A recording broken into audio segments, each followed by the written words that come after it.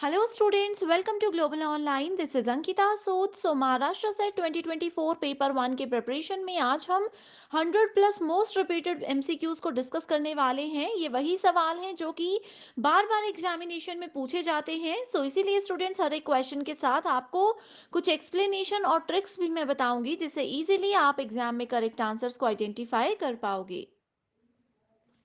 आगे बढ़ने से पहले आपको बता दूं कि पेपर वन प्रिपरेशन पर मेजर फोकस रखिएगा, क्योंकि सेट एग्जामिनेशन में यही वो सेक्शन होता है जिसमें इजीली आप सभी 80 प्लस स्कोर करके अपना सिलेक्शन पक्का कर सकते हो। पेपर वन कंप्लीट कोर्स में हिंदी, इंग्लिश एंड मराठी तीनों लैंग्वेजेस में अलग अलग डेली लाइव लेक्चर्स हम आपके लिए लेकर आते हैं, जहां पर पहले दिन आपके सारे कॉन्सेप्ट्स क्लियर करवाए जाएंगे। सेकेंड डे उन्हीं कॉन्सेप्ट से रिलेटेड प्रीवियस ईयर क्वेश्चंस हम आपको प्रैक्टिस करवाएंगे, जिसमें आपको कुछ ट्रिक्स भी बताई जाएगी ताकि इजीली आपके कॉन्सेप्ट्स भी क्लियर हो जाएं एंड आपको क्लियर आइडिया भी हो जाए कि कितना टॉपिक क्लियर आप लोगों को हो गया है। अगर आप लोग लाइव लेक्चर्स मिस करते हो तो आपके लिए रिकॉर्डेड वीडियो लेक्चर्स भी अवेलेबल हैं, टॉपिक वाइज एमसीक्यूज हैं, नोट्स आपको मिल जाएंगे तीनों लैंग्वेजेस में, जिसको आसानी से अपने मोबाइल फोन में भी आप लोग डाउनलोड करके पढ़ सकते हो। फुल सिलेबस मॉक टेस्ट है, जिसमें से कि guaranteed as it is questions exam में आते ही हैं। 2000 प्लस एमसीक्यू क्वेश्चन बैंक भी यहाँ पर आपको मिल जाएगा, जो कि इंग्लिश एंड हिंदी दोनों लैंग्वेजेस में अवेलेबल है। आपको सिर्फ गिवन नंबर्स पर कांटेक्ट करके इसकी पूरी जानकारी लेनी है। एंड डेली लाइव लेक्चर्स के लिए आपको ग्लोबल ऑनलाइन ऐप डाउनलोड करना है। जैसे ही ऐप डाउनलोड करोगे, स्टोर सेक्शन पर सर्च बार में आपको कोर्स का नाम लिखना है। ये course separately Hindi English students के लिए है। यहाँ पर आप कंटेंट पर क्लिक करोगे, इसका ओवरव्यू भी देख लीजिए। डिटेल्ड कोर्सेज अवेलेबल हैं, लाइव लेक्चर्स यहाँ पर आप लोगों को मिल जाएंगे। स्टूडेंट्स, ये बेस्ट प्लान है, ये बेस्ट कोर्स है।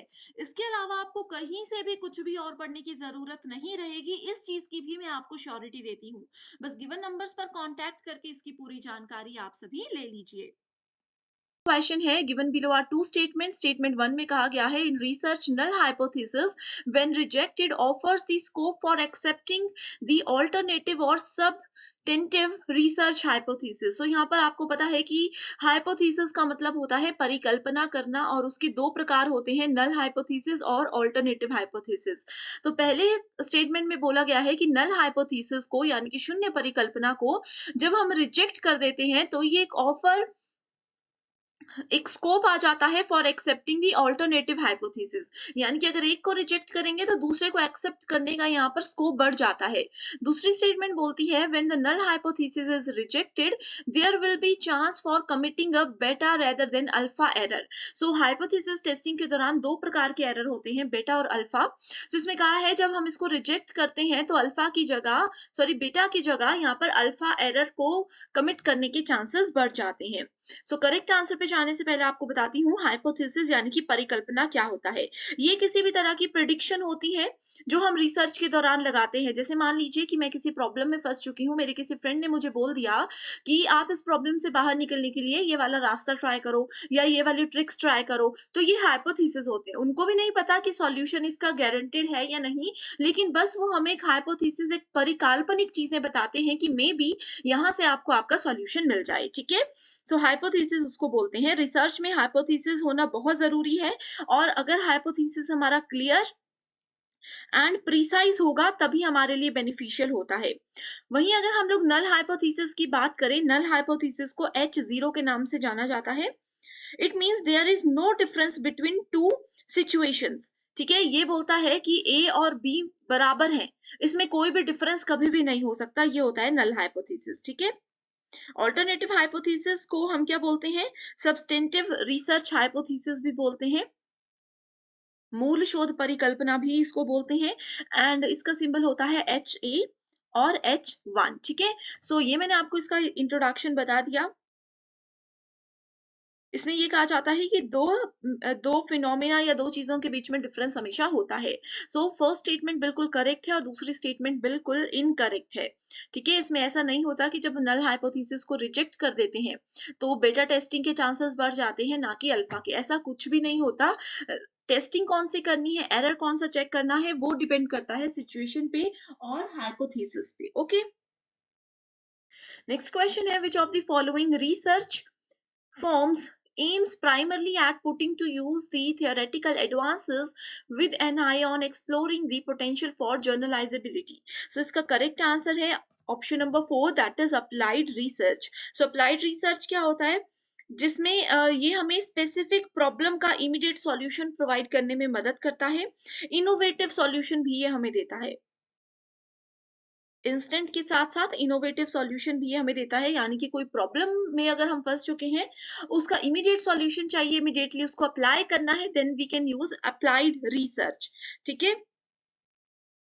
इसको हम साइंटिफिक रिसर्च की कैटेगरी में भी काउंट करते हैं. Next question is, in which of the following there is considerable scope for violation of research ethics? So research ethics का उल्लंघन करने की सबसे ज्यादा गुंजाइश इनमें से किसकी होती है? सबसे पहले डेटा इंटरप्रिटेशन की होती है, उसके बाद reporting of research result and research ethics using research tools prepared by others. देखो, सबसे पहले ऑप्शन नंबर डी से हम बात करते हैं, रिसर्च की नैतिकताएं. अब हर काम करने के कुछ रूल्स होते हैं, तो सबसे पहला जो रूल को तोड़ते हैं वो यहाँ पर तोड़ा जाता है कि जब हम रिसर्च के रिजल्ट को रिपोर्ट में लिख रहे होते हैं. मान लीजिए रिपोर्ट में कहा गया है कि 5.80 डेटा आपका मिनिमम एक लेवल पर होना चाहिए, लेकिन हमारा डेटा अगर 5.78 आ जाता है, तो पहली नैतिकता को हम यहाँ पे डिस्टर्ब करते हैं, उसका उल्लंघन पहला यहाँ पर करते हैं. ठीक है, इसमें हमने क्या कर दिया, इसमें हमने 5.78 की जगह 80 कर दिया कि इतने में से कोई फर्क नहीं पड़ता. लेकिन रिसर्च के एथिक्स बोलते हैं कि जो डेटा आपका आया है, जो रिजल्ट्स आपके आए हैं, उसको एज इट इज रखिए, उसका 0.1% भी नहीं यहाँ वहां करना है. ठीक है, इसके अलावा रिसर्च टूल्स अगर कोई और यूज कर रहा है, तो वहां पर भी अगर रिजल्ट थोड़ा सा ऊपर नीचे होते हैं, तो उधर भी रिसर्च एथिक्स का वायलेशन करना पड़ता है. डेटा को जब इंटरप्रेट करते हैं तो इसमें ऑनेस्टी की थोड़ी सी कमी रहती है. Okay, next question है, in which method of research the independent variable is manipulated to observe and measure its effect on dependent variable? कौन सा वो रिसर्च का मेथड है जिसमें स्वतंत्र चर का निरीक्षण करने और अनिश्चर सर चर पर इसके प्रभाव को मापने के लिए हेर फेर किया जाता है? तो ये होता है आपका एक्सपेरिमेंटल रिसर्च. ठीक है, इसको साइंटिफिक रिसर्च जो वैज्ञानिक विधि होती है, ठीक है, वैज्ञानिक विधि के साथ इसको कंडक्ट किया जाता है. इसमें वेरिएबल के 2 सेट्स होते हैं, वेरिएबल के 2 सेट्स इसमें होते हैं. The first set acts as a constant. ठीक है, एक सेट जो है वो कांस्टेंट होता है, फिक्स रहता है एक ही पर्टिकुलर पॉइंट पर, which you use to measure the differences of the second set. Okay, already detail में हम ये सब चीजों को डिस्कस कर चुके हैं. नेक्स्ट है, in a research project using triangulation approach which of the following can form part of investigation on studying parental participation attitude and problems. Triangulation क्या होता है? Triangulation refers to the use of multiple methods of data source in qualitative research. जब भी qualitative research में हम लोग बहुत सारे तरीकों को या फिर बहुत सारे डेटा के सोर्सेस को यूज करते हैं एक साथ, उसको ट्रायंगुलेशन कहा जाता है. ठीक है, it also has been viewed as qualitative research strategy. जैसे कि मैंने बताया, क्वालिटेटिव रिसर्च स्ट्रेटेजी के अंदर ही इसको हमेशा हम लोग यूज करते हैं. करेक्ट आंसर यहाँ पर है option number 4, that is interview, observation and focused group discussion. ये इसके करेक्ट आंसर है. अगला क्वेश्चन है, qualitative research paradigm emphasises participant perspectives and uses empirico inductive approach. और स्टेटमेंट 2 बोलती है, एक ही अनुसंधान परियोजना में गुणात्मक और मात्रात्मक दोनों शोध प्रतिमानों का उपयोग करना ना तो संभव है और ना ही वांछनीय है. तो इसमें से कौन सी स्टेटमेंट करेक्ट है? तो इसमें से पहली स्टेटमेंट बिल्कुल करेक्ट है, दूसरी बिल्कुल गलत है. अगर हम यहाँ पे पार्टिसिपेशन पर्सपेक्टिव्स की बात करें, पार्टिसिपेशन पर्सपेक्टिव्स, ओके, ठीक है, ये क्या होते हैं, क्वालिटेटिव रिसर्च पैराडाइम जो है participant perspectives and use of empirico inductive approach को हमेशा यूज करती है। ये एज इट इज स्टेटमेंट है। कभी भी अगर आप लोग प्रीवियस ईयर क्वेश्चन में क्वालिटेटिव रिसर्च पैराडाइम्स की अगर बात करते हो तो वहां पर ये आपको चीज नजर आएगी। एंड ये हमेशा किस पे फोकस करता है? गुणात्मक अनुसंधान प्रतिमान किस पे फोकस करते हैं? ये नेचर ऑफ फिनोमिना पे हमेशा फोकस करते हैं। इस चीज को आपने याद रखना है, ठीक है? एंड इट इस टाइप के जो भी रिसर्चर होते हैं they always want to learn from the participant experience. यहाँ पे जो पार्टिसिपेंट पर्सपेक्टिव बोला गया है यही इसका मतलब है कि जो आपके पार्टिसिपेंट होते हैं उनके एक्सपीरियंस से, उनके नॉलेज से यहाँ पर ये काफी सारी चीजों को सीखते हैं। ओके, नेक्स्ट क्वेश्चन है what is the usual sequence of steps in the scientific method. So वैज्ञानिक पद्धति में चरणों का सामान्य क्रम क्या है? सो करेक्ट आंसर है यहाँ पर felt need which is creating the problem. देखो दिस आप लोगों को कंफ्यूज करने के लिए क्वेश्चन को थोड़ा सा ट्रिकी किया गया है। एक्चुअल में मैंने आपको हमेशा बहुत बार बताया है कि हमेशा सबसे पहले प्रॉब्लम जनरेशन होता है। प्रॉब्लम होगा तभी तो रिसर्च करोगे क्योंकि आपको उसका सॉल्यूशन चाहिए होगा। ठीक है, सो सबसे पहले problem formulation that is creating the problem. Then आ जाता है identifying the difficulty and problem statement formulation, hypothesis making by identifying the variable. उसके बाद है collection of data using appropriate research tool, और लास्ट में आता है डेटा एनालिसिस एंड इंटरप्रिटेशन। ठीक है, सो देखो यहाँ पर तो कंफ्यूज तब भी स्टूडेंट्स होते हैं कि साइंटिफिक मेथड बोल दिया और स्टेटमेंट्स को थोड़ा सा कंफ्यूज करने के लिए बढ़ा दिया गया। एक्चुअल में चीजें यही होती हैं कि साइंटिफिक मेथड में सबसे पहले आता है आस्किंग द क्वेश्चंस। सबसे पहले क्वेश्चन पूछे जाते हैं, उसके बाद बैकग्राउंड रिसर्च की जाती है, उसके बाद यहाँ पर हाइपोथेसिस फॉर्मुलेशन होता है। ठीक है, हाइपोथेसिस फॉर्मुलेशन के बाद हाइपोथेसिस को टेस्ट किया जाता है, हाइपोथेसिस को टेस्ट किया जाता है और उसके बाद यहाँ पर डेटा को एनालाइज किया जाता है, डेटा का एनालिसिस होता है। तो ये 5 स्टेप्स होते हैं साइंटिफिक रिसर्च के। अगला क्वेश्चन है what are the characteristic key features of quantitative research paradigm. So देखो क्वांटिटेटिव और क्वालिटेटिव रिसर्च पैराडाइम से बहुत क्वेश्चंस आते हैं। सो करेक्ट आंसर है ये एक हाइपोथेटिक और डिडक्टिव आर्ग्यूमेंट होता है। It lays stress on generalization to the population characteristics and it emphasizes numeric data from a large number of people. So ये इसके रिगार्ड में बिल्कुल करेक्ट स्टेटमेंट्स हैं। अगला क्वेश्चन है identify sampling procedures in which units are chosen given an equal and independent chances. So वो कौन सा सैम्पलिंग का अप्रोच है जिसमें कि सबको इक्वल और इंडिपेंडेंट चांस दिया जाता है सिलेक्शन का? तो देखो आपको पता होना चाहिए सैम्पलिंग के दो प्रकार होते हैं, probability sampling and non-probability sampling. So probability sampling where all the elements in the population have opportunity of being included in the sample. आपको पता है probability में सबको बराबर का अधिकार होता है, सिलेक्शन का पूरा सब में चांसेस होते हैं। नॉन प्रोबेबिलिटी में नहीं होता है, क्राइटेरिया होता है, जो उस क्राइटेरिया को सेटिस्फाई करेगा उसका ही इसमें सिलेक्शन होता है। सो ये वाला जो है क्वेश्चन में जो पूछा गया है ये प्रोबेबिलिटी सैंपलिंग नहीं है, ये नॉन प्रोबेबिलिटी है, इक्वल एंड इंडिपेंडेंस चांस। सो इसमें देखो कौन कौन से है, इसमें है पहला आपका dimensional sampling, random sampling and systematic sampling. ठीक है, सो ये आप लोगों का प्रोबेबिलिटी सैंपलिंग है। प्रोबेबिलिटी सैंपलिंग, अब मुझे मैंने आप लोगों को एक होमवर्क क्वेश्चन दे दिया कि बताइए प्रोबेबिलिटी और नॉन प्रोबेबिलिटी, तो मैंने आपको बता दिया। इस पे डिटेल्ड वीडियो है, आपने वो अभी तक देखी है कि नहीं देखी है? इसमें से 1 से 2 क्वेश्चंस श्योर आएँगे। एंड आप लोगों ने जो रिक्वेस्ट मुझे की है कि यूनिवर्सिटीज़ पे वीडियो मैं लेकर आऊँ, तो ज़रूर आपकी रिक्वेस्ट मैं पूरा करूँगी। कल मैं कोशिश करूँगी कि जितनी भी एंशिएंट इंडियन यूनिवर्सिटीज़ हैं, उन पे वीडियोज़ लेकर आऊँ। तब तक आप मुझे ये बताइए कि सैंपलिंग पे वीडियो आपने देखी है या नहीं? क्योंकि इसमें से ज़रूर क्वेश्चन आएगा और बहुत ईज़ी एंड स्कोरिंग टॉपिक ये रिसर्च में आ जाता है, ठीक है?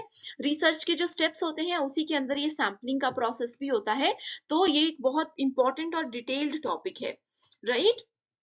नेक्स्ट क्वेश्चन है a university teacher plans to study the performance of students in implementing specific projects in terms of their creativity level. So इसमें कौन सा रिसर्च का मेथड यूज हुआ है? तो इसमें एक्स पोस्ट फैक्टो हुआ है। एक्स पोस्ट फैक्टो मेथड क्या होता है? कुछ यहाँ पर प्रॉब्लम हो जाती है, उसके बाद हमें पता चलता है कि प्रॉब्लम हुई है, तो उसके बाद फिर रिसर्च की जाती है। ठीक है, इंसिडेंट होने के बाद यहाँ पर रिसर्च को शुरू किया जाता है। It is a kind of research in which the researcher predicts the possible causes behind an effect that has already occurred. तो उसके बाद एक बार इंसिडेंट हो गया, उसके बाद चेक करेंगे कि ये क्यों हुआ था। उसका सॉल्यूशन तो चलो ढूंढना ही होता है, लेकिन उसके बाद देखेंगे कि ये हुआ क्या, क्यों था, इसका कारण क्या था। ओके, क्वेश्चन है which of the following statements are correct about national advisory council. So NAC के हिसाब से यहाँ पर करेक्ट स्टेटमेंट कौन सी है। हमारे पास दो चीजें होती है, एक होता है एनएसी, एक होता है एनएएसी। दोनों में बहुत ज्यादा डिफरेंस होता है। अभी हम एनएसी की बात करते हैं, नेक्स्ट क्वेश्चन में हम एनएएसी की बात करेंगे। ठीक है, ये एक नेशनल एडवाइजरी काउंसिल है। ओके, नेशनल एडवाइजरी काउंसिल है जिसमें कि टोटल 14 मेंबर्स होते हैं। एंड इन 14 मेंबर्स को कौन चूज करता है, ये प्राइम मिनिस्टर जो है हमारे देश के नरेंद्र मोदी जी, वो इसको सेलेक्ट करते हैं।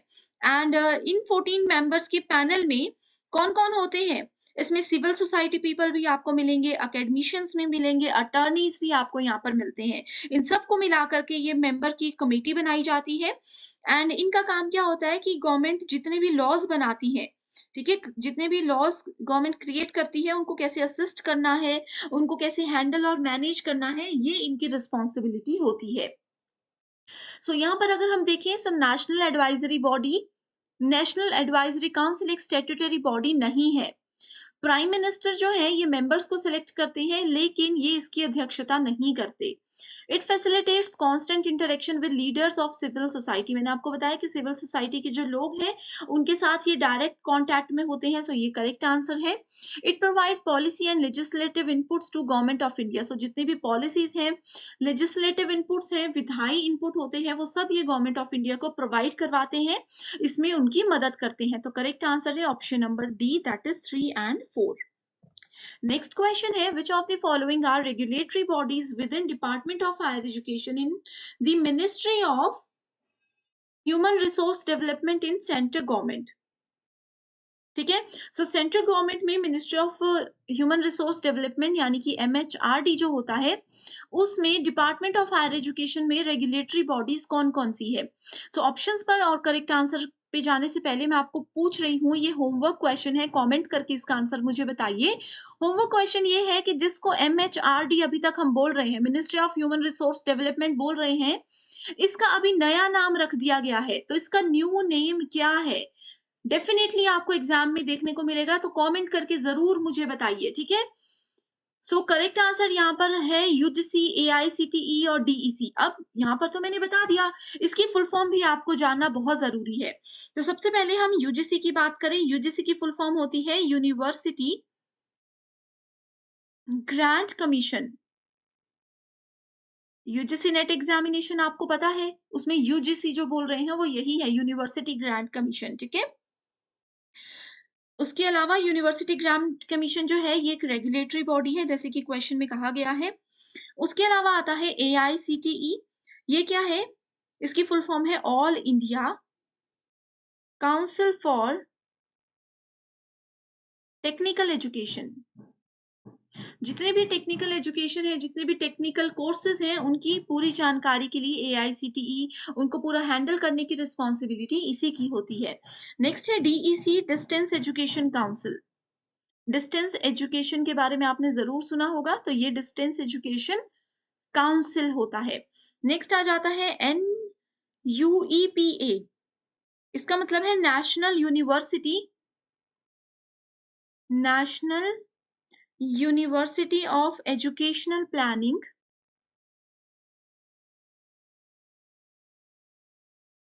And administration.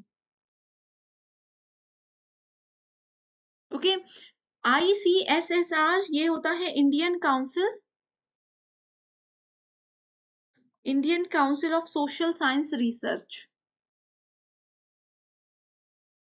अब देखो, ये सारी फुल फॉर्म्स मैंने आपको बता दी। अपकमिंग एग्जाम में फुल फॉर्म्स भी पूछी जाती हैं, आपको पता होगा, है ना। तो इस तरीके से आप इसको नोट कर लीजिए। नेक्स्ट क्वेश्चन है सार्थक इज व्हाट। सार्थक एक डिजिटल इनिशिएटिव है। इसमें पूछा गया है कि सार्थक क्या होता है। सार्थक is implementation plan for NEP 2020। जो नेशनल एजुकेशन पॉलिसी है उसको इम्प्लीमेंट करने के लिए जो प्लान बनाया गया है उसको सार्थक के नाम से जाना जाता है। ठीक है, ये किसने बनाया है? Union education minister Ramesh ji जो है उन्होंने इसका ये इनिशिएटिव लिया है। ठीक है, अब यहाँ पर एक और होमवर्क क्वेश्चन है। ये होमवर्क क्वेश्चन ऐसा है जो कि 100% किसी ना किसी शिफ्ट में जरूर आएगा। सार्थक की फुल फॉर्म बताइए।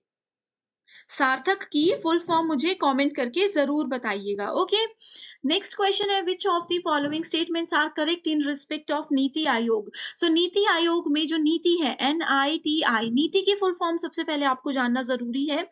ये होती है institution national institution for transforming India. National level के इंस्टीट्यूशन है जो कि इंडिया के ट्रांसफॉर्मेशन के लिए बनाए गए हैं। ना तो ये कॉन्स्टिट्यूशनल बॉडी होती है, ना ही ये स्टैट्यूटरी बॉडी होती है। तो ये दो ऑप्शंस बिल्कुल गलत हैं और ऑप्शन नंबर 3 करेक्ट है, क्योंकि इसमें कहा है it is neither constitutional nor statutory. ना तो ये संवैधानिक निकाय है, ना ही वैधानिक निकाय है। और लास्ट ऑप्शन है it is a think tank. तो ये ऑप्शन भी बिल्कुल सही है कि ये एक थिंक टैंक होता है। ठीक है, सो करेक्ट आंसर है ऑप्शन नंबर सी। अब देखो सवाल यहाँ पर ये भी आता है कि नीति आयोग ना तो संवैधानिक निकाय है, ना ही वैधानिक निकाय है। तो ये है क्या? तो ये है एक एडवाइजरी बॉडी।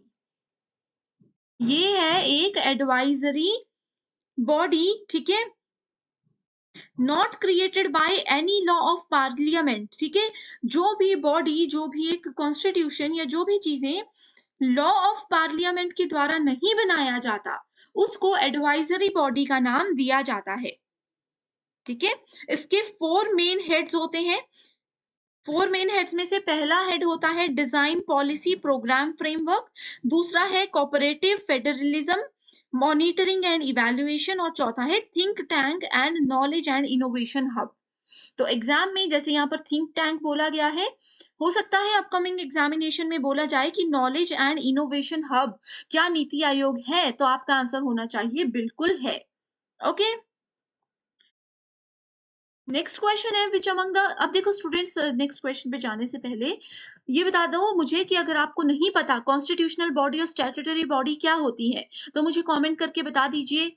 ठीक है, अगर आपको ये भी नहीं पता इनके बीच में डिफरेंस क्या होता है, कैसे आइडेंटिफाई करते हैं, तो जल्दी से मुझे बता दीजिए, मैं आपके लिए शॉर्ट वीडियो लेकर आऊंगी। Which among the following is or not a criteria for quality assessment followed by NAC। ठीक है, सो NAC के द्वारा अनुसूचित गुणवत्ता मूल्यांकन के लिए कौन सा इनमें से मानदंड नहीं है? सो करेक्ट आंसर है गवर्नमेंट गवर्नेंस एंड लीडरशिप। सो यहाँ पर देखो हम बात कर रहे हैं NAC की। NAAC, NAC की फुल फॉर्म क्या होती है? National assessment and accreditation council. ठीक है, national assessment and accreditation council. इसमें क्या होता है, जितनी भी यूनिवर्सिटीज हैं उनको ये असेसमेंट और क्रेडिट प्रोवाइड करवाती है। बहुत सारी यूनिवर्सिटीज के आगे आपने सुना होगा अक्रेडिटेड बाय NAC। कई यूनिवर्सिटीज को B+ रैंक मिलता है, कईयों को A+, A++। ये जो रैंकिंग होती है यूनिवर्सिटीज की, ये NAC हर साल प्रोवाइड करवाता है। ठीक है, सो टीचिंग लर्निंग इवैल्यूएशन होता है इसमें, कंसल्टेंसी और एक्सटेंशन भी चेक किया जाता है। ठीक है, इंफ्रास्ट्रक्चर और लर्निंग रिसोर्सेज कैसे पढ़ाया जाता है यूनिवर्सिटीज में, ये भी इसमें चेक किया जाता है।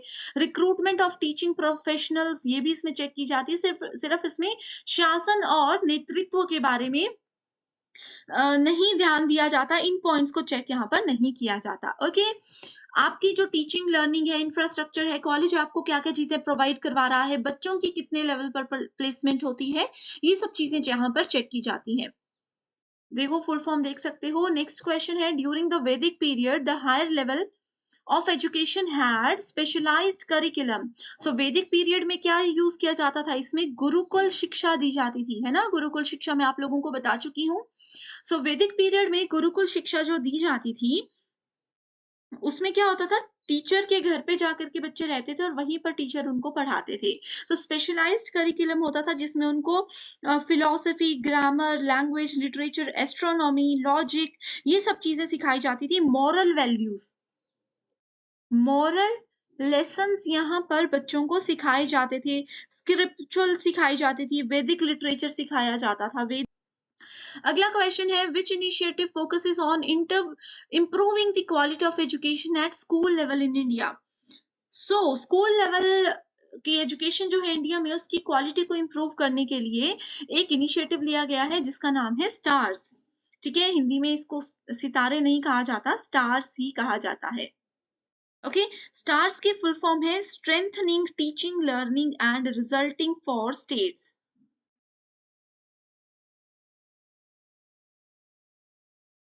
यहाँ पर आप देख सकते हो इसकी full form strengthening teaching learning and the results for state program. ठीक है, ये प्रोजेक्ट है जिसको कि 2020 अक्टूबर 2020 में अप्रूव कर दिया गया था and to be implemented as centrally sponsored scheme.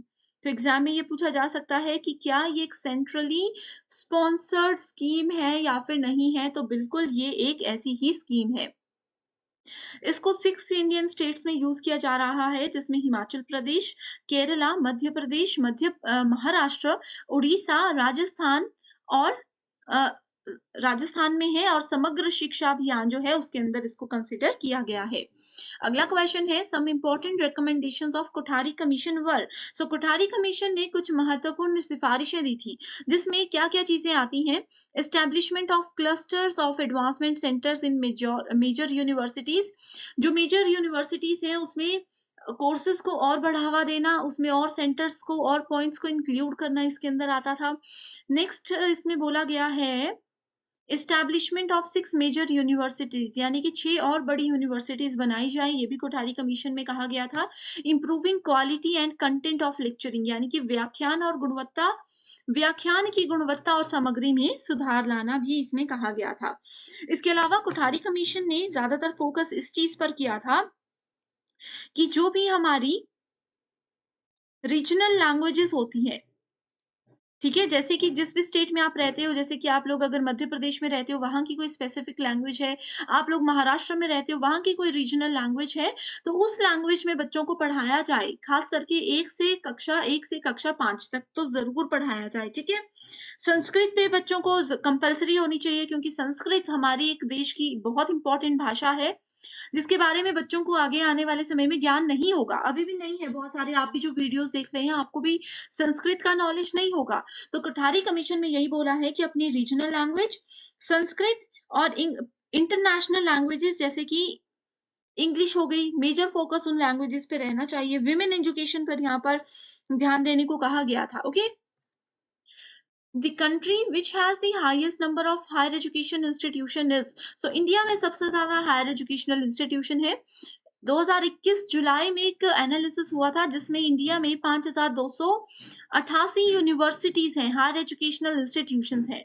तो बाकी की डिटेल्स जैसे आपके डेटा के लिए हैं, आप लोगों को बस ये याद रखना है कि इंडिया ही सबसे ज्यादा number of higher educational institutions होते हैं यहाँ पर। ठीक है, नेक्स्ट क्वेश्चन है, which of the following entries of Indian Constitution deal with the coordination and determination of standards in institutions of higher education or research और scientific and technical institutions? So इसमें है entry number 66।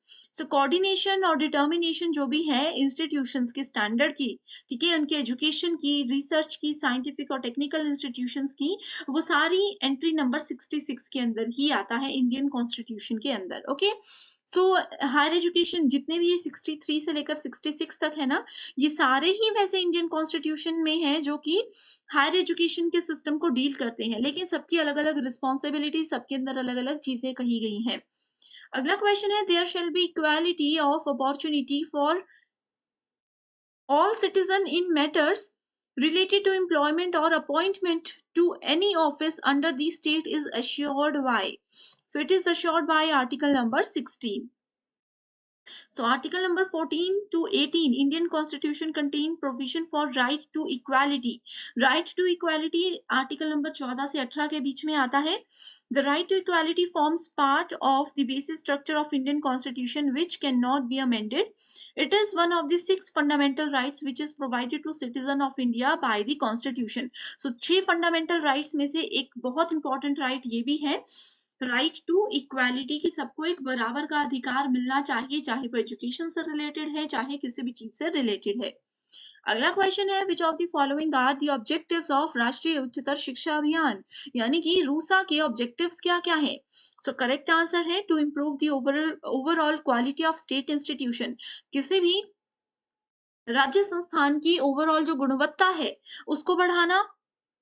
Adequate availability of quality faculty, एक अच्छे पर्याप्त और सुनिश्चित जो शिक्षक है वो वहां पर होने चाहिए। और तीसरा है to create new institutions through upgradation of existing autonomous colleges, जो अभी तक के कॉलेजेस हैं ऑटोनॉमस कॉलेजेस हैं, स्वायत्त कॉलेजेस जो हैं उनको उनको अपग्रेड करके नए इंस्टीट्यूशंस को यहाँ पर बनाना इसमें कहा गया है। Which of the following statements are correct about central universities? So central universities क्या होती हैं?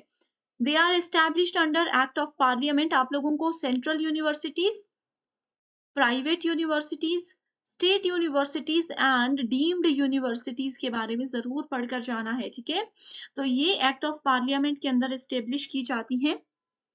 The president of India acts as visitor of the university, तो ये सिर्फ इसमें विजिटर की तरह काम कर सकते हैं। The president has the power to nominate some members to the executive. So central universities की जो टीम होती है, मैनेजमेंट टीम होती है, उसकी जो मेंबर्स है उनको नॉमिनेट करने की पावर प्रेसिडेंट में होती है। तो ये है ABC correct answer. The main role of UGC in higher education is to provide funds to universities, ठीक है। और भी बहुत सारे रूल्स होते हैं यूनिवर्सिटी ग्रांट कमीशन के, जैसे कि काफी चीजें यहाँ पर ग्रांट करवाई जाती हैं, लेकिन मेजर जो है मेन रोल जो है इन चार ऑप्शंस में से ऑप्शन नंबर 4 करेक्ट है, to provide funds to universities. अगला क्वेश्चन है which of the following ancient Indian universities the culture and civilization of Tibet was built mainly through the writing of the scholars. So correct answer है Vikramshila university. अब देखो students, कुछ Indian ancient Indian universities हैं जैसे कि विक्रमशिला, नालंदा, जगादला, मिथिला, इनसे sure question आप लोगों को एग्जाम में आएगा। आप लोगों ने आई होप अभी तक, क्योंकि एग्जाम में कम टाइम है, आप लोगों ने आई होप ये सभी यूनिवर्सिटीज को पढ़ लिया होगा। कौन सी यूनिवर्सिटी में क्या पढ़ाया जाता था, इनका मेजर फोकस किस चीज पर रहता था, क्या क्या सब्जेक्ट से। अगर आप सबने आई होप ये सब पढ़ लिया है, अगर नहीं पढ़ा है अभी भी, तो मुझे कॉमेंट करके बता दीजिए, मैं इस पे एक सेपरेट वीडियोज लेकर आऊंगी जिसमें ट्रिक्स के साथ आपको बताऊंगी कि ये पॉइंट्स को कैसे याद रखना है। तो मुझे कमेंट करके लिख दीजिए कि यूनिवर्सिटीज पे वीडियो मैं बना दूं। ओके, नेक्स्ट क्वेश्चन है the ancient Indian university known as the chief centre for advanced and specialised studies in Nyaya और logic was. So it was Mithila university. देखो 4 यूनिवर्सिटीज के नाम यहाँ पर भी हैं ऑलरेडी, वैसे तो हम डिस्कस कर चुके हैं, नहीं देखे हैं वो वीडियोस तो आप मुझे जल्दी बता दीजिएगा। Okay, next is which of the following commission or committee in the post independent India has paid attention at all the levels of education? So levels, हर एक एजुकेशन के लेवल पर कोठारी कमीशन ने ध्यान दिया है। Identify the NITI Aayog 3-year action agenda items related to the field of higher education. Autonomy direct answer पर ही जाती है। ऑटोनॉमी फॉर टॉप कॉलेजेस, शीर्ष कॉलेजों के लिए स्वायत्तता ये प्रोवाइड करवाता है।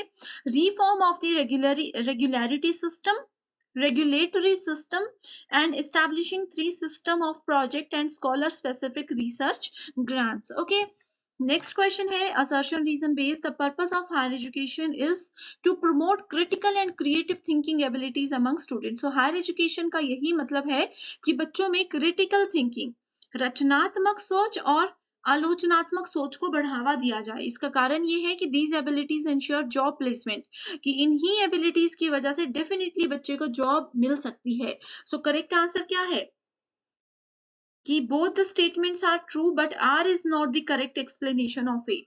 ठीक है, अगर बच्चा क्रिटिकल और क्रिएटिव थिंकिंग रखता है तो हायर एजुकेशन का रोल ये है, बिल्कुल सही है। जॉब्स लेने में भी उसको इस टैलेंट की वजह से मदद मिलती है, लेकिन ये जरूरी नहीं कि हायर एजुकेशन अगर ये फैसिलिटी या एबिलिटी प्रोवाइड करवाता है तभी बच्चे को जॉब प्लेसमेंट मिलेगी। इसलिए ऑप्शन नंबर बी है यहाँ पर correct. Which of the following statements are correct about National Assessment and Accreditation Council? मतलब NAC की बात की गई है। ओके, देखो नैक के बारे में पहले भी क्वेश्चन था, अभी भी क्वेश्चन है, तो स्टेटमेंट्स नैक हो गया, यूजीसी हो गया, एआईसीटीई, रूसा, इनके बारे में सब कुछ पढ़कर जाइए, ठीक है? नैक एक ऑटोनॉमस इंस्टीट्यूशन है, स्वायत्त संस्था है। It is tasked with responsibility of assessing and accrediting institution of higher education, ठीक है? तो ये इसके नाम से ही पता चल रहा है, असेसमेंट और क्रेडिट प्रोवाइड करवाना इनकी रिस्पॉन्सिबिलिटी है। अब यहाँ पर इनके पूछा है कि इसका ऑफिस जो है वो दिल्ली में है and it has regional offices, यानी कि रीजनल छोटे छोटे जगह, छोटे छोटे क्षेत्रों में भी इनके ऑफिस हैं। ये दोनों स्टेटमेंट्स बिल्कुल गलत हैं। अब मुझे बताइए कि नैक जो है, ये जो काउंसिल है, इनका हेड ऑफिस कहाँ है? कमेंट करके बताइएगा, एग्जाम में ज़रूर आएगा। Which of the following has been the basis for introduction of yoga in teacher training courses? So teacher training courses के अंदर योगा को इंट्रोड्यूस किया गया किसके अंदर? नेशनल पॉलिसी ऑन एजुकेशन 1986 के अंदर। अभी जो आप लोग पढ़ रहे हो ना एनईपी 2020, जिसके बारे में हम बात कर रहे हैं, नेशनल एजुकेशन पॉलिसी 2020, ये क्या है? पहले यही पॉलिसी होती थी, नेशनल पॉलिसी ऑन एजुकेशन इसका नाम था। 2020 में इसका नाम थोड़ा-सा चेंज कर दिया गया और इसमें नई चीज़ों को ऐड किया गया। इस पे भी एक सेपरेट वीडियो लाई हूँ, 100% श्योर क्वेश्चन यहाँ से आता है। इस पे एक सेपरेट वीडियो लाई हूँ, नहीं देखी है तो कमेंट कीजिए, मैं लिंक आपके साथ ज़रूर शेयर कर दूँगी, ओके? अगला क्वेश्चन है, the scheme of government of India was launched for the development of secondary education in public schools. So ये स्कीम है आरएमएसए। आरएमएसए मतलब राष्ट्रीय माध्यमिक शिक्षा अभियान। आप लोगों ने गवर्नमेंट स्कूल्स में ये चीजें जरूर सुनी होगी। राष्ट्रीय माध्यमिक शिक्षा अभियान के अंदर उनको बेस्ट एजुकेशन प्रोवाइड करवाई जाती है, बेस्ट रिसोर्सेज प्रोवाइड करवाए जाते हैं। एनएमईआईसीटी की फुल फॉर्म क्या है? इसकी फुल फॉर्म है national mission on education through information and communication technology, यानी कि ये एक राष्ट्रीय मिशन है। राष्ट्रीय मिशन है जिसमें कि वो शिक्षा पर ध्यान दे रहे हैं एंड शिक्षा में ICT, information and communication technology, हमें पता होना चाहिए कि इंटरनेट, लेटेस्ट टेक्नोलॉजी का यूज करके अपनी एजुकेशन को कैसे बेहतर बनाया जा सकता है, ये सब चीजें इसके अंदर बताई जाती हैं, कवर की जाती हैं। Which of the following emphasized that education needs to be managed in an atmosphere of utmost intellectual rigors, seriousness of purpose, and of freedom essential for innovation and creativity? So correct answer है option number B, that is National Policy on Education 1986. सबसे पहला question है, a teacher decides to form 6 groups of students and assign a sub theme to each group for discussion and reporting. So देखो teacher ने क्या किया, पूरे class में जितने भी बच्चे हैं उनके 6 ग्रुप्स बना दिए एंड हर एक ग्रुप को एक सब थीम, एक अलग से कोई थीम दे दी जिसके ऊपर उनको कहा गया कि वो चर्चा और रिपोर्टिंग करेंगे। So which kind of communication model will best describe his और her strategy in this regard? So इस तरीके से जो टीचर ने पैटर्न को फॉलो किया है, ये कौन सी स्ट्रेटेजी उन्होंने फॉलो किया, कौन सा मॉडल इन्होंने फॉलो किया है, ये पूछा जा रहा है। सो करेक्ट आंसर है ट्रांजेक्शनल मॉडल। सो देखो कम्युनिकेशन, सबसे पहले मैं थोड़ा सा बता देती हूँ कि कम्युनिकेशन क्या होता है। इन्फॉर्मेशन एक पर्सन अगर दूसरे पर्सन को शेयर करता है, कोई भी डेटा शेयर करता है, उसको कम्युनिकेशन बोलते हैं। इसमें आप आइडियाज भी शेयर करते हो और सामने वाला जब उस चीज को अच्छे से समझ जाता है, उस चीज को अच्छे से रिसीव कर लेता है, तो ही कम्युनिकेशन को सक्सेसफुल माना जाता है। ओके, सो यहाँ पर जैसे ट्रांजेक्शनल मॉडल की बात करें, सो ये कम्युनिकेशन का एक ऐसा मॉडल होता है जहां पर जितने भी लोग होंगे उस पर्टिकुलर ग्रुप में, वो सब पूरे तरीके से उसमें पार्टिसिपेट करते हैं, इंफॉर्मेशन को रिसीव भी करते हैं, इंफॉर्मेशन को सेंड भी करते हैं, ठीक है? जो भी मैसेज होता है उसको बोलते भी हैं, रिसीव भी करते हैं, ठीक है? अपनी अपनी बारी जब जिसकी आएगी वो उस अकॉर्डिंग वहां पर काम करते हैं। सो जैसे ट्रांजेक्शनल मॉडल की बात की, एक ग्रुप में मान लीजिए 3 बच्चे हैं, हर एक ग्रुप में जो भी स्टूडेंट है वो मैसेज को रिसीव भी कर रहे हैं और मैसेज को सेंड भी कर रहे हैं, समझ भी रहे हैं, ठीक है? इस मॉडल में क्या होता है, कम्युनिकेशन हमेशा डायनामिक होती है। डायनामिक का मतलब हिंदी मीडियम स्टूडेंट्स क्या होता है, ये होता है चेंजेबल, यानी कि समय के साथ-साथ जो बातचीत का तरीका है, जो मेथड है वो बदलते रहते हैं। इसका एक बेस्ट मेथड होता है ग्रुप डिस्कशन, जैसे कि यहाँ पर बोला गया है। रिपोर्टिंग भी एक इसका एग्जाम्पल है, ठीक है? एंड ये बेसिकली कहाँ पर यूज़ होता है? इंटरपर्सनल कम्युनिकेशन के केस में यूज किया जाता है, ओके? इसके बाद अगर हम लोग ट्रांजैक्शनल के बाद इंटरेक्शनल मॉडल की अगर बात करें, इंटरेक्शनल इसको कवरेज सॉरी कन्वर्जेंस मॉडल भी बोला जाता है। कन्वर्जेंस मॉडल भी इसको बोला जाता है। ये ट्रांज़ैक्शनल मॉडल की तरह ही काफ़ी होता है और दोनों ही क्या होते हैं, दोनों ही ये टू वे कम्युनिकेशन के प्रोसेस होते हैं। टू वे प्रोसेस मतलब यहाँ से अगर पर्सन ए मैसेज भेजता है तो इमीडिएटली वहाँ से पर्सन बी भी रिप्लाई कर सकता है, फीडबैक दे सकता है, ठीक है? तीसरा आ जाता है हॉरिज़ॉन्टल मॉडल। इसको हम लोग लेटरल मॉडल भी बोलते हैं, लेटरल मॉडल, ठीक है? इसमें क्या होता है, पीपल जो हैं 2 सेम लेवल के वो आपस में बातचीत करते हैं, जैसे कलीग्स हैं, जैसे मान लीजिए एक कंपनी है, वहाँ पर ये कंपनी के एचआर है, एचआर अगर दूसरे एचआर से बात करे, एक क्लर्क अगर दूसरे क्लर्क से बात करे, एक डिज़ाइनर अगर अगर कंपनी के दूसरे मॉड्यूल के डिज़ाइनर से बात करे, तो वो लेवल बाय लेवल बात हो रही है, ठीक है? तो ये क्या हो गया, हॉरिज़ॉन्टल हो गया। जैसे 9th स्टैंडर्ड का ए सेक्शन का बच्चा 9th स्टैंडर्ड के बी सेक्शन के बच्चे से बात करे तो वो हॉरिज़ॉन्टल है। वहीं अगर 9th स्टैंडर्ड में ए सेक्शन का बच्चा 12th स्टैंडर्ड के बी सेक्शन या ए सेक्शन के बच्चे से बात करे तो वो ऊपर लेवल पे चला गया, तो वो होता है वर्टिकल कम्युनिकेशन। यहाँ पर हॉरिज़ॉन्टल कम्युनिकेशन की बात की गई है। लीनियर कम्युनिकेशन लास्ट है। रैखिक मॉडल क्या होता है? ये होता है आपके पास वन वे कम्युनिकेशन, सिर्फ एक ही तरीके से मैसेज आएगा, जैसे टीवी में हम न्यूज़ सुनते हैं, रेडियो हम सुनते हैं, ये सब लीनियर मॉडल के ही एग्जांपल हैं।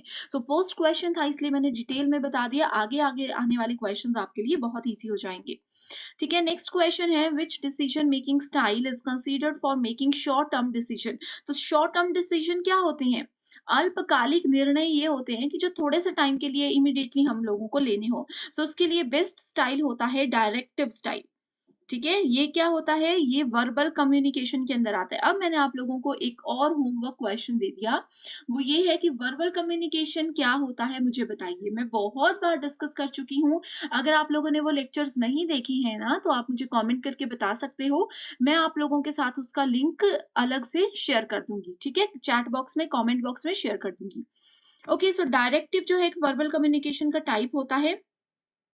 ये थोड़ा-सा लॉजिकल डिसीजन मेकिंग का प्रोसेस होता है। इसमें क्या होता है कि एकदम से डिसीजन लेना पड़ जाता है ना जब, तो इसको हम यूज़ कर सकते हैं। ठीक है? It effectively make a choice, एकदम से चॉइस लेते हैं और वो भी इफेक्टिव होती है। There style is valuable for making short term decision. ये कभी भी शॉर्ट टर्म की बात करें तो यही बेस्ट होता है, ठीक है? शॉर्ट टर्म डिसीजंस होते हैं जहाँ पर हम किसी भी डिसीजन को फोकस करके उसको यूज़ करते हैं, बेस्ट यूज़ ऑफ रिसोर्सेज़, जो भी रिसोर्सेज़ है उसको बेस्ट यूज़ यहाँ पर किया जाता है। अगला क्वेश्चन है find out the actual process of human communication in sequential process. जब भी मानव संचार होता है, यानी कि एक व्यक्ति जब दूसरे व्यक्ति से बात करते हैं तो कौन से स्टेप्स और सीक्वेंस को वो फॉलो करते हैं? तो वो फॉलो करते हैं सिलेक्शन, पहले तो आता है। सिलेक्शन में मतलब वो टॉपिक को या फिर जिस बारे में बात करना है, जिस बारे में कम्युनिकेट करना है उसको सेलेक्ट करेंगे। फिर वो क्या करेंगे, उस चीज़ को अच्छे से ऑर्गेनाइज़ करेंगे।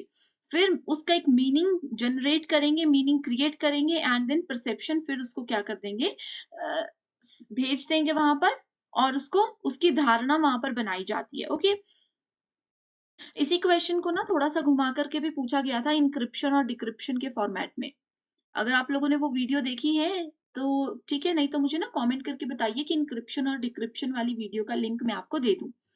Next question is in the communication process when the sender and the receiver interchange in their roles in respect of sending and receiving message, it is called what? जब भी देखो बातचीत हो रही होती है दो लोगों के बीच में, ए जो है वो बात सुनाने वाले हैं, यानी कि वो इंफॉर्मेशन सेंडर हैं, और बी क्या है?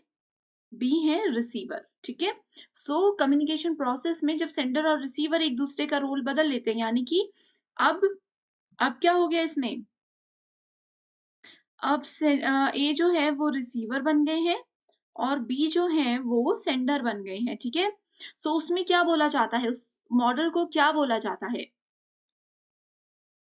उसको क्या बोला जाता है? वो होता है ट्रांज़ैक्शनल मॉडल। ट्रांज़ैक्शनल मॉडल जैसे मैं बताया, दोनों ही कम्युनिकेट कर सकते हैं। ए ने बी को कुछ मैसेज दिया, कुछ बात बताई, बी ने उसके रिप्लाई में कुछ और बोल दिया। तो जब ए सेंडर था, बी रिसीवर था। थोड़ी देर बाद बी क्या हो गया, सेंडर हो गया, और ए ने बात सुनी यानी कि वो रिसीवर हो गए, तो वो ट्रांज़ैक्शनल मॉडल होता है, ओके? फीडबैक इसमें हमेशा यूज होता है। नेक्स्ट है, which of the following statement is not correct about peoples participation, यानी कि जनता की भागीदारी के बारे में निम्नलिखित में से कौन सा कथन सही नहीं है। कौन सा सही नहीं है? It involves a shift from bottom up to top down approach. So देखो, bottom up and top down approach क्या होता है, ये भी बहुत जरूरी है आप लोगों को जानना। बॉटम अप यानी कि नीचे से हम ऊपर की ओर जा रहे हैं, टॉप डाउन मतलब ऊपर से नीचे की ओर जा रहे हैं, ठीक है। जब भी लोग किसी चीज में पार्टिसिपेट करते हैं, किसी कम्युनिकेशन में पार्टिसिपेट करते हैं, तो ऐसी शिफ्टिंग कभी भी नहीं होती है, वो हमेशा एक लेवल पर बात करते हैं, ठीक है। सो इस स्टेटमेंट को हम बिल्कुल गलत कंसिडर करते हैं और बाकी के सारे बिल्कुल सही स्टेटमेंट है पीपल्स पार्टिसिपेशन के रिगार्ड। नेक्स्ट क्वेश्चन है, identify the skills promoted by communication from the following. So निम्नलिखित में से संचार द्वारा प्रोत्साहित कौशलों की पहचान करें। ठीक है, सो कम्युनिकेशन जब भी करते हैं तो कौन सा स्किल को यहाँ पर हम आइडेंटिफाई करते हैं, कौन सा स्किल को सॉरी यहाँ पर प्रमोट करते हैं। तो हम करते हैं रीडिंग एंड लिसनिंग। अब देखो, जैसे मैं बात कर रही हूँ, हो सकता है कई बच्चों को ये पढ़ना ना आता हो। एक एग्जाम्पल ले रही हूँ, बेसिक सी स्टेटमेंट है, पर किसी को अगर ये पढ़ना नहीं आता होगा तो वो क्या करेंगे, उन्होंने मेरी वीडियो देख करके मेरे साथ कम्युनिकेट करके इस चीज को सुन लिया ध्यान से, उन्होंने उस चीज को पढ़ना भी समझ लिया और सुन भी लिया, ठीक है। और नेक्स्ट आ जाता है helping and speaking and writing, यानी कि एक बार उन्होंने किसी चीज को पढ़ लिया, किसी चीज को सुन लिया, उसके बाद वो उसको खुद बोल भी सकते हैं और फिर उसको लिख भी सकते हैं। तो ये क्या है, कम्युनिकेशन हमारे ये 4 स्किल्स को प्रमोट करती है। Next question, in the process of communication encoding means what. So encoding का मतलब होता है using symbols to express an idea. Okay, so यहाँ पर इसका ये करेक्ट आंसर नहीं है। In the process of communication encoding means, देखो, एनकोड करने का मतलब होता है, बिल्कुल करेक्ट आंसर है, मैं सिंपल लैंग्वेज में आपको बताती हूँ। अब देखो, ए है और ये पर्सन बी है, ठीक है। ए कौन है, यहाँ पर सेंडर है, अभी तक मैंने आपको बताया, और बी है यहाँ पर रिसीवर। अब जो ए है, जो मैसेज सेंड कर रहे हैं, उनको एनकोडर भी बोला जाता है, और बी जो सुन रहा है उनको डिकोडर भी बोला जाता है। एनकोड करना होता है मतलब जो भी ए का मैसेज है, जो भी बात ए बोलना चाहते हैं, उस मैसेज को सिंबल्स और किसी और तरीके से अपनी बात को, अपने आइडिया को प्रेजेंट करना किसी दूसरे के सामने, वो एनकोडिंग होता है। डिकोडिंग क्या होता है, किसी ने अगर इमेजेस या किसी और तरीके की मदद से आप तक कोई मैसेज पहुंचाया और आप उसको समझ भी पा रहे हो, यानी कि आपने उसके कोड को डिकोड कर दिया, ठीक है, तो वो डिकोडिंग होती है। नेक्स्ट है, from the list given below identify the psychological barrier of communication. आपको पता है कम्युनिकेशन में बैरियर्स होते हैं, जैसे मैं आपको पढ़ा रही हूँ, अगर आपका इंटरनेट स्लो है तो वो एक बाधा बन जाएगा हमारी बातचीत के बीच में, ठीक है। वैसे ही अगर मैं जैसे आप लोगों को इंटरेस्ट ही नहीं है पढ़ने में, तो आप नहीं सुनोगे ध्यान से, तो वो आपका इंटरेस्ट क्या बन गया, कम्युनिकेशन में एक बैरियर बन गया। वैसे ही यहाँ पर बात की गई है साइकोलॉजिकल बैरियर्स की, मनोवैज्ञानिक बाधाओं के बारे में। सो मनोवैज्ञानिक बाधा आती है, एक तो आ जाता है पूर्वाग्रह, अरुचि, असावधानी, ठीक है। साइकोलॉजिकल यानी कि किसी बंदे के, किसी पर्सन के दिमाग से रिलेटेड हम बात कर रहे हैं, ठीक है। अब देखो, किसी पर्सन को अगर जैसे आप ही की बात करें, आपको इंटरेस्ट ही नहीं है क्लास में सुनने का, या फिर मुझे मेरी बात करें, मुझे इंटरेस्ट ही नहीं है पढ़ाने में, ना मुझे खुद आ रहा है, ना मैं आपको अच्छे से पढ़ा रही हूँ, तो वो डिसइंटरेस्ट हो गया, अरुचि हो गई, ठीक है। इनअटेंशन यानी कि अगर आप बच्चे ध्यान ही नहीं दे रहे हो तो वो भी साइकोलॉजिकल बैरियर है। या फिर मैं अगर ध्यान नहीं दे रही हूँ, मान लीजिए कि ये हमारा लाइव सेशन है या फिर ऑफलाइन सेशन है, क्लासरूम में पढ़ रहे हैं, बच्चे मुझसे कुछ पूछ रहे हैं या बच्चों के रिजल्ट पे मैं ध्यान ही नहीं दे रही हूँ, तो वो कम्युनिकेशन में साइकोलॉजिकल बैरियर्स होते हैं। अगला क्वेश्चन है, the concept of entropy as used in communication is related to what. So it is related to order यानी कि आदेश। अगला क्वेश्चन है, differentiation between acceptance and non acceptance of certain stimuli in classroom communication is the basis of what. So it is on the basis of selective attention यानी कि चयनात्मक ध्यान। Classroom communication में से बहुत बार एग्जाम में क्वेश्चन आता है, सो इसमें मेरा यही सजेशन है कि समय कम है, आप लोग सिर्फ प्रीवियस ईयर क्वेश्चंस पढ़ लीजिए, आपके लिए वो काफी होंगे। ओके, नेक्स्ट क्वेश्चन, दावा और कथन, दावा और कारण, असर्शन रीजन बेस्ड है। The initial messages to student in classroom by a teacher need not be critical and establish interactions later. And इसका कारण क्या है? More control over the communication process means more control over what the students are learning. ठीक है, so initial message जो होता है classroom में जो स्टूडेंट्स को दिया जाता है एक टीचर के द्वारा, वो ज़्यादा क्रिटिकल भी नहीं होना चाहिए जिससे कि इंटरेक्शन बाद में एस्टैब्लिश ना हो सके। इसका कारण ये है more control over the communication process means more control over what the students are learning.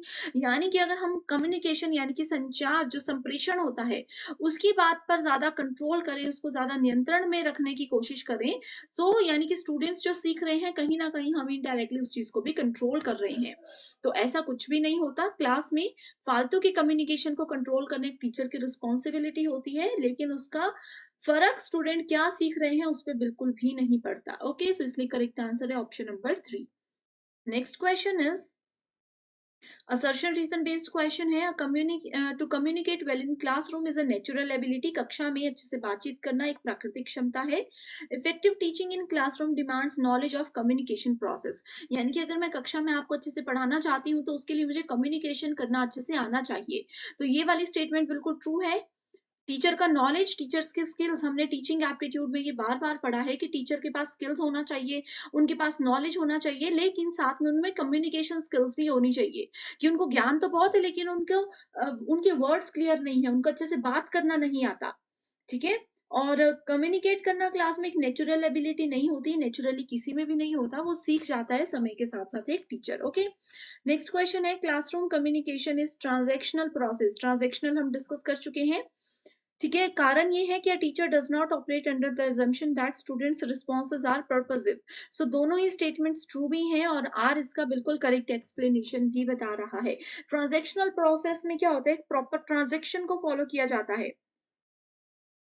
ठीक है, यहाँ पर एक सीक्वेंस को, एक रोल को फॉलो किया जाता है, ठीक है? जैसे कि जिसमें सेंडर होते हैं, रिसीवर होते हैं, वो क्या करते हैं, सेंडर ने मैसेज यहाँ से भेजा, रिसीवर ने उसका फीडबैक दिया, ठीक है? और इस समय रिसीवर क्या बन गया था, सेंडर बन गया था, सेंडर क्या बन गया था, रिसीवर बन गया था। नेक्स्ट क्वेश्चन है which of the following set of statement is correct for describing human communication. So इससे रिगार्डिंग में करेक्ट आंसर है non verbal communication can stimulate the ideas. Non verbal communication मतलब जो गैर मौखिक होती है जिसमें बोला नहीं जाता, इशारे वगैरह किए जाते हैं, तो आइडियाज को वो स्टिमुलेट करता है। दूसरा है communication can not break down. ठीक है, कम्युनिकेशन को बीच में रोका नहीं जा सकता। नेक्स्ट है more communication means more effective learning by students. यानी कि जितनी ज्यादा कक्षा में बात होगी उतने ज्यादा जो है बच्चे सीखेंगे। Value of what is learn through classroom communication is not an issue for students. यानी कि कक्षा संचार के माध्यम से बच्चे को जो भी सिखाया जाता है उसका मूल्य छात्रों के लिए कोई मुद्दा नहीं होता। ठीक है, सो ये 4 पॉइंट्स आप लोगों के यहाँ पर करेक्ट आंसर है। ह्यूमन कम्युनिकेशन प्रोसेस की बात की गई है, ओके? नेक्स्ट क्वेश्चन 2017 नवंबर में पूछा गया था। The classroom communication should essentially be. So ये क्या होना चाहिए, एम्पैथेटिक होना चाहिए, सहानुभूति भरा होना चाहिए। ऐसे नहीं कि हर किसी को सहानुभूति, बट डिसेंट वे में कम्युनिकेट अगर क्लासरूम में किया जाए हर बच्चे के साथ, तो वो बात यहाँ पर की गई है। गुड कम्युनिकेटर बिगिंस हिज और हर प्रेजेंटेशन विद आइस ब्रेकर। देखो, जो भी अच्छा एक कम्युनिकेटर होता है वो अपनी बात कहाँ से शुरू करता है, आइस ब्रेकर। थोड़ा सा हिंदी में ये गलत है, बर्फ तोड़ने वाला नहीं। आइस ब्रेकर होता है कि देखो जैसे मैंने कोई अपनी बात खत्म की, अब दूसरा पर्सन जब उसको फीडबैक देने लगता है, उस बात का रिप्लाई करने लगते हैं, तो वो आइस ब्रेकर यानी कि मेरी पुरानी बात की लास्ट स्टेटमेंट को ही ध्यान में रखते हुए अपनी बात को, अपने पॉइंट को शुरू करेंगे, तो वो एक गुड कम्युनिकेटर होता है। ठीक है? In a classroom, the probability of message reception can be enhanced by, so it can be enhanced by establishing a viewpoint यानी कि एक दृष्टिकोण स्थापित करना। अगला क्वेश्चन है बेस्ड ऑन जनवरी 2017। ओह, ये ठीक है, इसमें क्वेश्चन बस यही है effective classroom communication presupposes what. So it presupposes understanding. Effective communication अगर बनाना है तो सबसे पहले जो दो लोग आपस में बात कर रहे हैं उनके बीच में भी आपसी समझ होनी चाहिए और जो टॉपिक आप बता रहे हो या फिर कुछ भी पढ़ा रहे हो या जनरल बातें आप लोग कर रहे हो, तो उस चीज़ की अंडरस्टैंडिंग भी, उस चीज़ की समझ भी आपको होनी चाहिए कि आप क्या बोल रहे हो। क्या ये जो भी बातें आप बता रहे हो वो बिल्कुल सच हैं या फिर वो झूठी बातें हैं, तो वो सब चीज़ अंडरस्टैंडिंग आपको होनी चाहिए। तो इफेक्टिव कम्युनिकेशन शुरू करने से पहले पूर्व मान्यता ये होती है।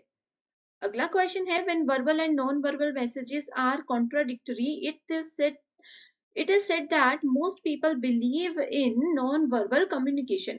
अब देखो, जैसे मैं आप लोगों को मान लीजिए कि क्लासरूम में पढ़ा रही हूँ। क्लासरूम में पढ़ाते समय क्या हो रहा है, मैं बोल भी रही हूँ, मेरे वर्ड्स भी आप सुन रहे हो, साथ में मैं हाथों से भी इशारा कर रही हूँ। अगर जैसे मैं आपको बताती हूँ कि हम 4 फ्रेंड्स घूमने गए थे और मैं मुँह से भी 4 फ्रेंड्स बोल रही हूँ, हाथ की उँगलियों से भी 4 के इशारे कर रही हूँ। तो आप लोगों का ज़्यादा ध्यान कहाँ होगा? मेरी हाथों पर, मेरी उँगलियों पर होगा, मेरे एक्सप्रेशंस पर होगा। तो वही इसमें पूछा गया है कि वर्बल, नॉन वर्बल यानी कि बोलकर और इशारेबाज़ी से अगर दोनों चीज़ें रखी जाएँ एक साथ, तो आपका ज़्यादा ध्यान, जो लोग हैं वो किस पी चीज़ पे ज़्यादा विश्वास करेंगे, वो करेंगे नॉन वर्बल कम्युनिकेशन पे, ठीक है? नेक्स्ट क्वेश्चन है the typical feature of an information rich classroom lecture is in the nature of being factual, यानी कि तथ्यों पर वहाँ पर विश्वास किया जाता है। Expressive communication is driven by expressive communication encoder decoder के कॉन्ट्रैक्ट से होती है। एनकोडर कौन? जो मैसेज सेंड करते हैं। डिकोडर कौन? जो मैसेज रिसीव करते हैं। उन दोनों के बीच में जो कॉन्ट्रैक्ट्स हैं, जो बातचीत है, उसके ऊपर एक्सप्रेसिव कम्युनिकेशन जो है बनती है। Positive classroom communication leads to positive classroom communication कैसे बनती है? सॉरी परसुएशन से, अनुनय से। नेक्स्ट है classroom communication is the basis of social identity. तो आप लोगों की सोशल आइडेंटिटी क्या है? कहीं ना कहीं क्लासरूम कम्युनिकेशन का आधार वो होता है, या वो उसका आधार होता है, ठीक है? Identify the important element a teacher has to take cognizance of while addressing student in a classroom. So it is voice modulation, यानी कि ध्वनि मॉड्यूलेशन। अपनी आवाज स्टूडेंट्स को कब लो रख टीचर्स को कब लो रखनी है, कब हाई पिच में बोलना है, स्टूडेंट्स को अटेंटिव रखने के लिए, ये बहुत इंपॉर्टेंट होता है। यही बोला है इसमें कि identify important element a teacher has to take, यानी कि टीचर को वो कौन से एलिमेंट, कौन सी चीज पर फोकस करना चाहिए जब वो किसी स्टूडेंट को क्लासरूम में एड्रेस कर रहे हैं, यानी कि उनको पॉइंट आउट करके कुछ बता रहे हैं। अगर बेसिक क्वेश्चन पूछना है तो आवाज लो होनी चाहिए। अगर किसी स्टूडेंट को बस बोलना कुछ नहीं है, अपनी आवाज से ही थोड़ा डराना है या एक्टिव होने के लिए बोलना है, तो वो आप थोड़ा सा अपना वॉइस को है जो है हाई लो कर सकते हो। What are the barriers of effective communication? So बाधाएं कौन सी होती हैं? वो होती है moralising, being judgemental and comments of consolation. The choice of communication partners is influenced by factors of utility, secrecy, dissonance. Every communicator has to experience. So हर एक जो संचारक होते हैं उनको क्या अनुभव करना पड़ता है? The issue of homophiles. सबसे पहले यहाँ पर देखते हैं, क्वेश्चन है स्टेटमेंट बेस्ड क्वेश्चन, जिसमें कि पूछा गया है the disadvantage of interpersonal communication is the availability of immediate feedback. So यहाँ पर इंटरपर्सनल यानी कि अंतर व्यक्तिगत संचार के बारे में बात की गई है। सो देखो स्टूडेंट, दो कम्युनिकेशन होते हैं। एक होता है इंट्रापर्सनल। इंट्रापर्सनल में क्या होता है, एक व्यक्ति जब अपने आप से बात करता है, अपने आप से बात करने का ये मतलब है कि मान लीजिए आप किसी चीज की रिहर्सल कर रहे हो, शीशे के सामने आप बोल रहे हो या फिर मन में कुछ अपने आप से बात कर रहे हो, तो वो इंट्रापर्सनल होता है। इंटरपर्सनल कम्युनिकेशन में जब एक व्यक्ति किसी दूसरे व्यक्ति के साथ बात कर रहा होता है, वो होता है, ठीक है? तो इसमें बोला है कि डिसएडवांटेज इसकी ये है कि इसमें इमीडिएट फीडबैक हम लोगों को मिल जाता है। स्टेटमेंट 2 बोलती है कि greater advantage of mass communication is its delayed feedback. So आपको पहले मास कम्युनिकेशन के बारे में पता होना चाहिए। ये होता है जैसे कि भाषण दिया जाता है, एक व्यक्ति जो है वो बोल रहे हैं, मैसेज को डिलीवर कर रहे हैं, एंड एक बहुत बड़ी ऑडियंस, यहाँ पर 50, 100, 200, 300 लोग जो हैं उस मैसेज को सुन रहे हैं। ये होता है मास कम्युनिकेशन। जैसे कि रेडियो आप लोग सुनते हो, रेडियो में एक व्यक्ति बोलता है और दुनिया भर के बहुत सारे लोग एक साथ सेम मैसेज को सुनते हो। न्यूज़ चैनल आप लोग देखते हो, तो ये सारे मास कम्युनिकेशन यानी कि जनसंचार के प्रकार के अंदर आते हैं। सो इसकी डिसएडवांटेज ये बोली है कि इसमें जो फीडबैक होता है वो बहुत डिले होता है, बहुत स्लो होता है। सो करेक्ट आंसर है यहाँ पर both the statements are false, ऐसा कुछ भी नहीं है। इंटरपर्सनल कम्युनिकेशन यानी कि अपने आप से अगर कोई बात कर रहे हैं, या सॉरी, एक पर्सन अगर दूसरे पर्सन से बात कर रहे हैं, सो इसमें इमीडिएट फीडबैक हो ये जरूरी नहीं है, ठीक है। एंड मास कम्युनिकेशन का एडवांटेज ये नहीं होता कि इसमें डिलेड फीडबैक हो, इसमें फीडबैक होता ही नहीं है, बहुत बार ऐसा होता है। अब आप लोग रेडियो सुन रहे हो तो क्या आप लोग रेडियो वाले को फीडबैक देते हो? नहीं देते हो। तो ये इसका एडवांटेज नहीं है, इसलिए दोनों स्टेटमेंट्स फॉल्स हैं। डिटेल्ड वीडियो ऑलरेडी मैंने बनाई है जिसमें कम्युनिकेशन के इंपॉर्टेंट टाइप्स को कवर किया गया है रियल लाइफ एग्जांपल्स के साथ। नहीं देखी है तो कमेंट कीजिए, मैं लिंक शेयर कर दूंगी। नेक्स्ट क्वेश्चन है, which of the following file format are appropriate for distributing video files across the internet. So internet के थ्रू अगर आप लोगों ने वीडियो फाइल्स को शेयर करना है तो आप लोगों को कौन से वीडियो फॉर्मेट्स को यूज करना चाहिए? सो करेक्ट आंसर है option number B, that is A and E. देखो, ये जो है ये भी एक फाइल वीडियो का फॉर्मेट है और ये भी वीडियो फॉर्मेट है। ये और ये जो है ये होते हैं आप लोगों के पास ऑडियो फाइल के फॉर्मेट, ठीक है। अब जैसे देखो, किसी भी इमेज के आगे मान लीजिए इमेज का नाम है एबीसी डॉट जेपीजी, डॉट के बाद कोई भी वर्ड होता है, कोई भी एक पर्टिकुलर फॉर्मेट होता है, ये क्या बताता है? ये हमें बताता है कि कौन से टाइप ऑफ फाइल को यहाँ पर यूज किया जा रहा है। जेपीजी, पीएनजी ये हमें बताता है कि इमेज फाइल है। एमपी3, डब्ल्यूएमए हमें बताता है कि ये ऑडियो फाइल है, यानी कि कोई गाना है या कोई रिकॉर्डेड ऑडियो है, ठीक है। इसके अलावा जीआईएफ जो होता है वो मूविंग इमेजेस होती हैं। वैसे ही एमपी4 क्या होता है? इमेज नहीं, ये होता है वीडियो फॉर्मेट। अब होमवर्क क्वेश्चन मैंने दे दिया आप लोगों को कि डॉट एआईएफ कौन सी फाइल होती है, ऑडियो वीडियो जीआईएफ फाइल होती है, कौन सी फाइल होती है, मुझे कमेंट करके बताइए। होमवर्क क्वेश्चन एग्जाम में 100% किसी ना किसी शिफ्ट में ये आएगा ही आएगा। नेक्स्ट क्वेश्चन है, an in ancient Indian education system learners were given training in following occupations in the fields of। so अगर हम लोग प्राचीन भारत शिक्षा प्रणाली की बात करें तो वहां पर जो स्टूडेंट्स होते थे उनको किस किस फील्ड में शिक्षा दी जाती थी? Architecture, animal husbandry, agriculture, administration या फिर dairy farming. So correct answer है A B C and E. So administration यानी कि प्रशासन की शिक्षा वहां पर नहीं दी जाती थी, बाकी सब कुछ सिखाया जाता था। हर एक फील्ड में वहां के उस समय के लर्नर्स जो है वो बहुत एक्टिव होते थे। नेक्स्ट क्वेश्चन है, identify the correct sequence of information processing of in communication. अब देखो, ये क्वेश्चन जो है, कम्युनिकेट अगर करते हैं, दो लोग आपस में बातचीत कर रहे हैं ए एंड बी, सबसे पहले उन लोगों को कौन से स्टेप को फॉलो करना है? सबसे पहले इनपुट। ए ने कोई डेटा उनको देना है तो उनके पास इनपुट होना चाहिए। उसके बाद आता है डेटा प्रोसेसिंग की क्या बात वो करना चाहते हैं, ठीक है। इनपुट के लिए ये होना चाहिए एक पर्सन। उसके बाद क्या बात वो करना चाहते हैं, डेटा होना चाहिए, उसको डेटा एंट्री उनके पास होनी चाहिए।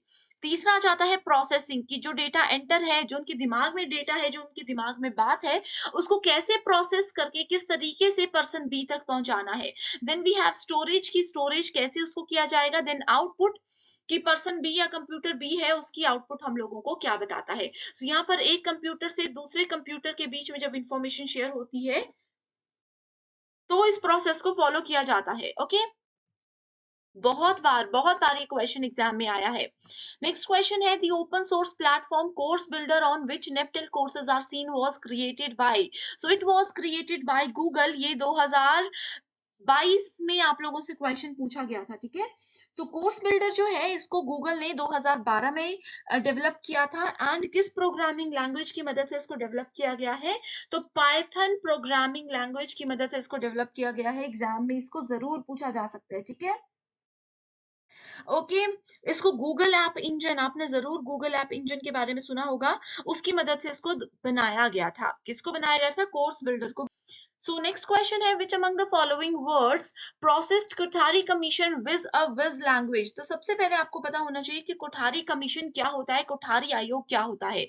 मोस्ट इंपॉर्टेंट टॉपिक है, इसके बारे में आप लोग सब कुछ पढ़कर जाइएगा। सेपरेट वीडियो चाहते हो इस कमीशन पे तो भी मुझे कमेंट करके बताइए, हमेशा की तरह आपकी रिक्वेस्ट को पूरा किया जाएगा, ठीक है। सो गवर्नमेंट ऑफ इंडिया ने national education commission, NEC, national education commission बनाया था, जिसको कि कोठारी कमीशन के नाम से भी जाना जाता है। ये एक एडहॉक कमीशन था। ठीक है, ये एडहॉक कमीशन था, कोठारी सर के नाम से इसको बनाया गया था, इसीलिए इसको कोठारी कमीशन का नाम दिया गया था। इसमें गर्ल्स की एजुकेशन पर बहुत ध्यान दिया जाता था, ठीक है? गर्ल्स को कैसे प्रोत्साहित किया जाए, उनको कैसे बेस्ट से बेस्ट एजुकेशन दी जाए, ये इस चीज़ में इस कमीशन में ध्यान दिया जाता था। तो इसमें 3 लैंग्वेज फ़ॉर्मूला को यूज़ किया जाता था, ये एग्ज़ाम में पूछा गया है। एग्ज़ाम में ये भी पूछा जा सकता है कि कोठारी कमीशन के अंदर कितने पिलर्स थे? तो इसके अंदर 4 पिलर्स ऑफ लर्निंग बनाए गए थे। ओके, 4 पिलर्स क्या थे? ये मैं डिस्कस कर चुकी हूँ, ये फास्ट रिवीजन सेशन है, तो यहाँ पर मैं डिटेल में आपको नहीं बताऊँगी, ओके? नेक्स्ट क्वेश्चन है, which of the following natural hazard is not hydrometeorological, यानी कि जल मौसम वैज्ञानिक कौन-सा यहाँ पर प्राकृतिक संकट नहीं है? करेक्ट आंसर है सुनामी। हाइड्रोमेटेरियोलॉजिकल जो है, ये मेटेरोलॉजी का ही, यानी कि ये आपका मौसम वैज्ञानिक इसका ही एक पार्ट आता है, जिसमें कि जैसे कि वाटर बजट है, रेनफॉल स्टैटिक है, स्टॉर्म्स जो पानी के अंदर आते हैं, उन सबको कंट्रोल करने के लिए क्या-क्या उन सब से रिलेटेड जो प्रॉब्लम्स होती हैं, उनको कैसे कंट्रोल किया जाता है, वो सब चीज़ें आती है। आप लोगों ने ट्रॉपिकल साइक्लोन का नाम सुना होगा, ठीक है? ट्रॉपिकल साइक्लोन का नाम सुना होगा, जिसको टाइफून के नाम से भी जाना जाता है, यूरिकेन्स के नाम से भी जाना जाता है, ठीक है? ये इसका एक एग्ज़ाम्पल है। फ्लड जो होते हैं, फ्लैश फ्लड्स जो होते हैं, ये सब भी अ, हाइड्रोमेटेorological हज़ार्ड का ही एक एग्ज़ाम्पल है, ठीक है? नेक्स्ट क्वेश्चन है, व्हिच ऑफ द फॉलोइंग, ये 2023 जो भी एग्ज़ाम हुआ था लास्ट साइकिल, ठीक है? फरवरी वाला, उसमें क्वेश्चन पूछा गया था, which of the following is a technique to provide right kind of support in right amount at right time to increase child's confidence. So यहाँ पे बोला गया है कॉम्पिटेंस, यानी कि क्षमता, ठीक है? कौन-सी वो टेक्नीक होती है जो कि सही समय पे, सही टाइम पर किसी बच्चे को दी जाए ताकि उनकी क्षमता को बढ़ावा दिया जा सके। सो वो क्षमता होती है स्कैफोल्डिंग। ये नया टर्म है, बहुत बार आप लोगों ने नहीं सुना होगा। तो स्कैफोल्डिंग क्या होता है? It is a classroom teaching technique in which instructors deliver lessons in distinct segment providing less and less support as students master new concept और मटेरियल, ठीक है? ये होता है स्कैफोल्डिंग, बहुत इंपॉर्टेंट टर्म है ये। अगर कोई बच्चे के लिए हाईएस्ट लेवल पर उसकी क्षमता को पहुंचाना है, तो इस मेथड को यूज किया जाता है। इंस्ट्रक्टर लेसन्स को यहाँ पर डिलीवर करते हैं छोटे-छोटे सेगमेंट्स में, okay? Next question we have is, which of the following pollutant is the major cause of respiratory disease? So correct answer है सस्पेंडेड फाइन पार्टिकल्स। सो ये है इसमें correct answer. Suspended fine particles क्या होते हैं? छोटे-छोटे particles होते हैं, जिसमें कि डस्ट पार्टिकल्स को भी इंक्लूड किया जाता है, वाटर पार्टिकल्स होते हैं, स्मॉल बिट्स होते हैं, सॉलिड मटेरियल, लिक्विड मटेरियल होते हैं जो कि एयरबोर्न बन जाते हैं बाद में। नेक्स्ट क्वेश्चन है, fly ash produced in thermal power plants is an eco friendly resource for use in what? So इसका करेक्ट आंसर है एग्रीकल्चर एज माइक्रोन्यूट्रिएंट, यानी कि सूक्ष्म पोषक तत्व के रूप में कृषि। दूसरा है बंजर भूमि का विकास करना। तीसरा है बांध व जल धारण संरचनाएं, और चौथा है ईंट उद्योग। सो सभी के सभी बिल्कुल करेक्ट आंसर है। फ्लाई फ्लाई ऐश जो कि थर्मल पावर प्लांट्स में प्रोड्यूस की जाती है, एंड ये इको फ्रेंडली भी होती है, ओके? नेक्स्ट क्वेश्चन है, which of the following types of natural disaster has no definite beginning and end? So वो कौन सा नेचुरल हैजार्ड, वो कौन सी प्राकृतिक आपदा ऐसी होती है जिसका शुरू होने का और रुकने का कोई निश्चित या निर्धारित समय नहीं होता? वो होता है सूखा। अर्थक्वेक का पता है कि कुछ सेकंड्स के लिए आएगा, रुक जाएगा। लैंडस्लाइड भी एक बार मिट्टी गिर जाएगी, पहाड़ धस जाएगा और वो रुक जाएगा। तूफान का भी पता है कुछ समय में रुक जाएगा, लेकिन सूखे का कोई भरोसा नहीं होता। ये आज अगर शुरू होता है तो पता नहीं है कि कितने दिन बाद बारिश होगी, कितने दिन बाद इससे निजात लोगों को मिलेगी। नेक्स्ट क्वेश्चन है, which of the following is considered as major source of pollution in rivers of India? ये बहुत बार रिपीट हो चुका है क्वेश्चन। सो अनट्रीटेड सीवेज जो होते हैं, यानी कि घरों का पानी, इंडस्ट्रीज का पानी जो ट्रीट नहीं किया जाता, घर में जो टॉयलेट्स होते हैं उनका पानी एक जगह पे स्टोर नहीं किया जाता, वो गंदा पानी नदियों में मिला दिया जाता है। तो वो उसकी वजह से सबसे ज्यादा पॉल्यूशन रिवर में हो रहा है। नेक्स्ट क्वेश्चन ये भी आप लोगों का 2022 में पूछा गया क्वेश्चन है। स्टेटमेंट 1 एंड 2 बोलती है, स्टेटमेंट 1 में बोला गया है इंटरनेशनल सोलर अलायंस, बहुत इंपॉर्टेंट टॉपिक है ये, ठीक है। ISA was launched on the sidelines of COP 24। So COP 24 के साइडलाइन में आईएसए को लॉन्च किया गया था।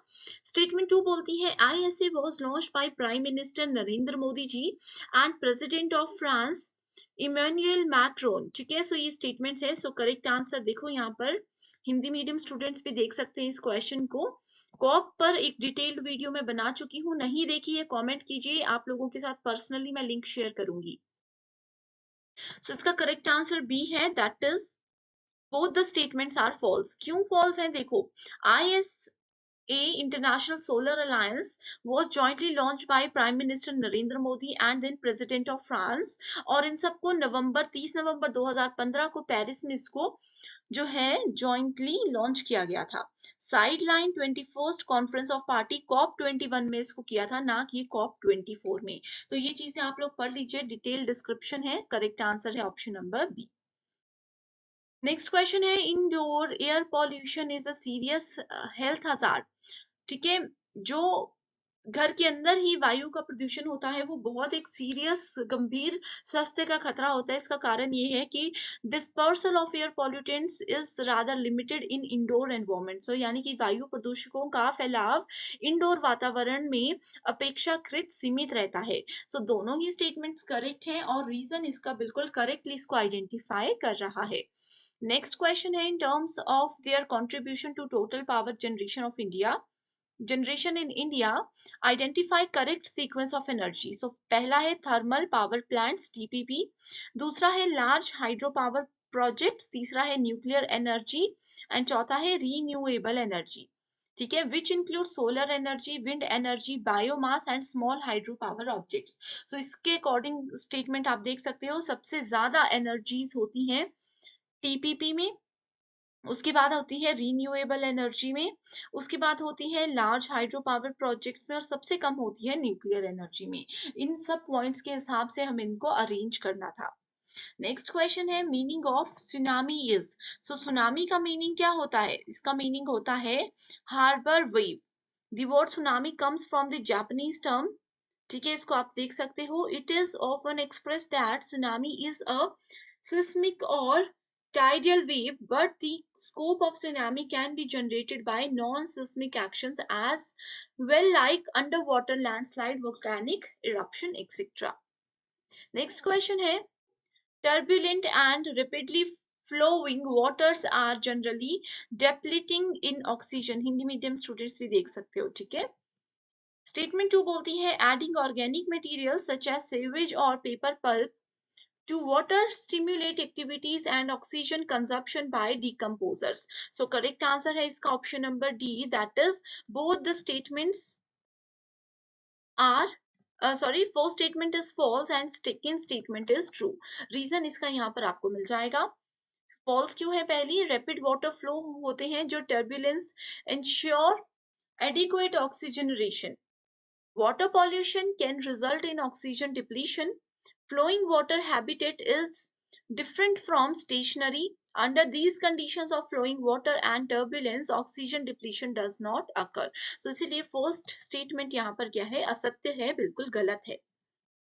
Next question match the following से रिलेटेड है, ये भी आपका नेचुरल हजार्ड में से ही पूछा गया है question. hazard identification, dose response assessment, exposure assessment और risk characterization। ओके, सो इसको मैच करेंगे, देख सकते हो यहाँ पर करेक्ट आंसर है option number B, that is hazard identification, यानी कि संकट की पहचान करना। ये क्या है? ये है process of determining whether or not a particular chemical is linked to a particular health effect। Hindi medium students भी यहाँ पर देख सकते हो, ठीक है। यहाँ पर देख लीजिए, करेक्ट आंसर ये है। डायरेक्ट डेफिनेशन है, इसमें एक्सप्लेनेशन की कोई जरूरत नहीं है, डायरेक्ट यहाँ पर रिस्क असेसमेंट स्टेप्स की डेफिनेशन दी गई है। नेक्स्ट क्वेश्चन है, statement based learner centred approach is centred to teacher needs, ठीक है। तो ये स्टेटमेंट बिल्कुल गलत है। टीचर की नीड्स पूरे करने के लिए लर्नर सेंटर्ड अप्रोच को यूज नहीं किया जाता, ये स्टूडेंट्स के रिक्वायरमेंट के अकॉर्डिंग बनाई जाती है। ये भी 2023 में पूछा गया क्वेश्चन है। स्टेटमेंट 2 बोलती है learner centred approach is centred on cooperative determination of subject matter. ठीक है, ये क्या है? ये एक सेंटर्ड अप्रोच है जो कि कोऑपरेटिव डिटर्मिनेशन होती है किसी सब्जेक्ट मैटर पर। तो ये स्टेटमेंट बिल्कुल करेक्ट है। नेक्स्ट क्वेश्चन, स्वयं प्रभा आपको पता है कि डीटीएच चैनल होते हैं। होमवर्क क्वेश्चन ये है कि बताइए स्वयं प्रभा के अंदर कितने number of DTH channels available है। ये इसमें बोला है गया है कि किसके द्वारा इनिशिएट किया गया है? ये किया गया है MHRD, ministry of human resource and development, जिसका अब नाम बदल दिया गया है। याद रखिए, जो कि एमएचआरडी के नाम से पहले जाना जाता था, उसका नाम अब मिनिस्ट्री ऑफ एजुकेशन रख दिया गया है। एग्जाम में मिनिस्ट्री ऑफ एजुकेशन आएगा तो कंफ्यूज नहीं होना है। ओके, अगला क्वेश्चन है अ लर्नर कंबाइंस हिज और हर प्रीवियस स्कीम्स और modifies them as per new experiences. एक स्टूडेंट ने अपनी पुरानी स्कीम्स, अपने पुराने नॉलेज को यूज किया, देखा और उसको मॉडिफाई किया अपने एक्सपीरियंस के हिसाब से। The process of combining and modifying existing schemas and to arrive at new schema, इसको क्या बोला जाता है? इसको बोला जाता है कॉमोडेशन। अब जैसे मैं टीचिंग जब पहले करती थी, जब मैंने बिल्कुल शुरुआत में नया ऑनलाइन टीचिंग किया था, तो पहले का तरीका मेरा पढ़ाने का कुछ और था, अब का कुछ और है। तो मैंने अपने पुराने नॉलेज, पुराने तरीके और पुराने एक्सपेरिमेंट से कुछ नया सीखा एंड अब उसको यूज करके जो मैं कुछ नया अचीव कर रही हूँ, उसको अकोमोडेशन बोला जाता है। ओके, नेक्स्ट क्वेश्चन है occurrence of natural hazards affected by. प्राकृतिक खतरों की जो घटनाएं होती है उसको किससे प्रभाव करता है, किसको वो प्रभावित करता है? Land use changes, drainage and construction, और तीसरा है क्लाइमेट चेंज। ओजोन डिप्लीशन यानी कि ओजोन की कमी का इसमें कोई फर्क नहीं पड़ता। अगला क्वेश्चन है which of the following pollutant gases is not produced both naturally as a result of industry activities। not produced naturally बोला है तो क्लोरोफ्लोरोकार्बन, CFC जो होते हैं वो इस तरीके से डेवलप नहीं किए जाते हैं। ओके, नेक्स्ट क्वेश्चन है among the following fuel of energy which of the following environment friendly, which of the following is the most environment friendly? Correct answer here is hydrogen। सबसे ज्यादा सबसे ज्यादा environment friendly जो है वो hydrogen ही होती है as compared to बाकी के थ्री। आईसीटी यूनिट से क्वेश्चन है identify the correct sequence of information processing. Repeated question है, आप देख सकते हो। ये भी रिपीटेड क्वेश्चन है, इसमें मैं आप लोगों को बता देती हूँ। इंटरपर्सनल, इंट्रापर्सनल और मास कम्युनिकेशन मैंने आप लोगों को फर्स्ट क्वेश्चन में ही बता दिया था। एक और होता है, वो होता है ग्रुप कम्युनिकेशन। स्टूडेंट्स को ग्रुप और मास में कंफ्यूजन रहता है। मास कम्युनिकेशन की अगर पहले हम बात करते हैं फिर से, एक पर्सन बहुत सारे लोगों को एक साथ कोई मैसेज दे रहा है।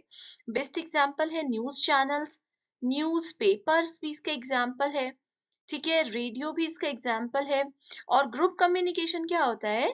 इसमें सब लोग पार्टिसिपेट करते हैं, बहुत सारे लोग तो नहीं होते लेकिन सब पार्टिसिपेट करते हैं।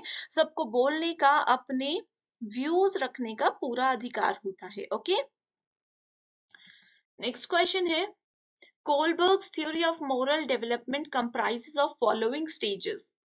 ठीक है, कोलबर्ग की जो थ्योरी है मोरल डेवलपमेंट से रिलेटेड, उसमें कौन कौन से स्टेजेस होते हैं?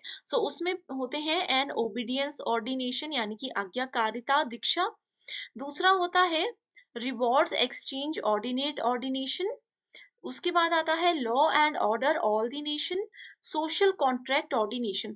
ये जो कोलबर्ग की थ्योरी है ना मोरल डेवलपमेंट की, ये आपको जाननी है। इसके अलावा मोरल डेवलपमेंट के लिए और भी बहुत सारी थ्योरीज होती हैं।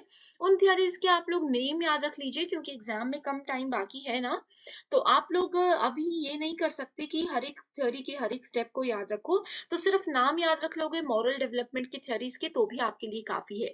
पहला क्वेश्चन है during ancient period in India, which of the following universities developed in connection with temples and became center of community life in places of their location? यहाँ पर कहा गया है कि प्राचीन काल में जो भी यूनिवर्सिटीज होती थी, ठीक है, जो कि टेम्पल से रिलेटेड थी एंड अब वो सेंटर ऑफ कम्युनिटी बन चुके हैं। ठीक है, यानी कि ये सामुदायिक जीवन के केंद्र बन चुके हैं। वो कौन कौन सी यूनिवर्सिटीज थी?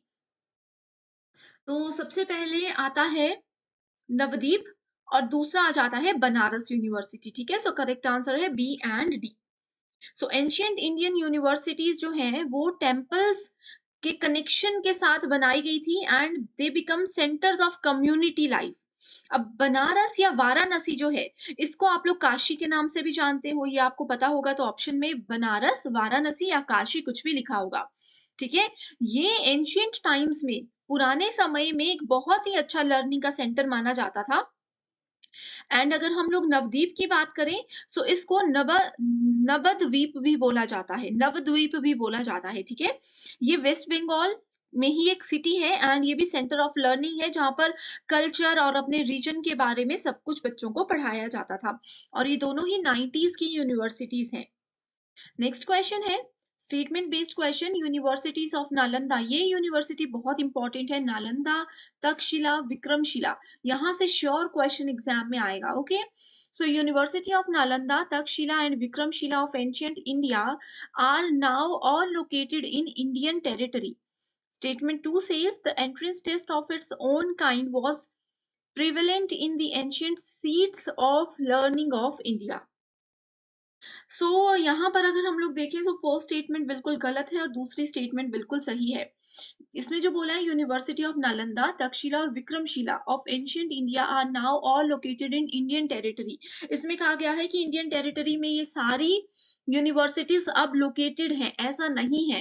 इसके लिए आप लोगों को जानकारी किसकी होनी चाहिए कि नालंदा यूनिवर्सिटी या कोई भी यूनिवर्सिटी पहले कहाँ पर थी और अब कहाँ पर है। इनमें से बहुत सारी यूनिवर्सिटीज ऐसी हैं जो जब बनी थी तो इंडिया में थी, लेकिन जब इंडिया का विभाजन हुआ तो उनको किसी दूसरी कंट्री में वो ट्रांसफर हो गई, ठीक है? इस तरीके से आप लोगों को पता होना चाहिए। सबसे पहले अगर हम लोग तक्षशिला यूनिवर्सिटी की बात करें, तक्षशिला यूनिवर्सिटी जो है ये आपके वेद, हिंदू, बुद्धिस्ट सेंटर का लर्निंग माना जाता था, ठीक है?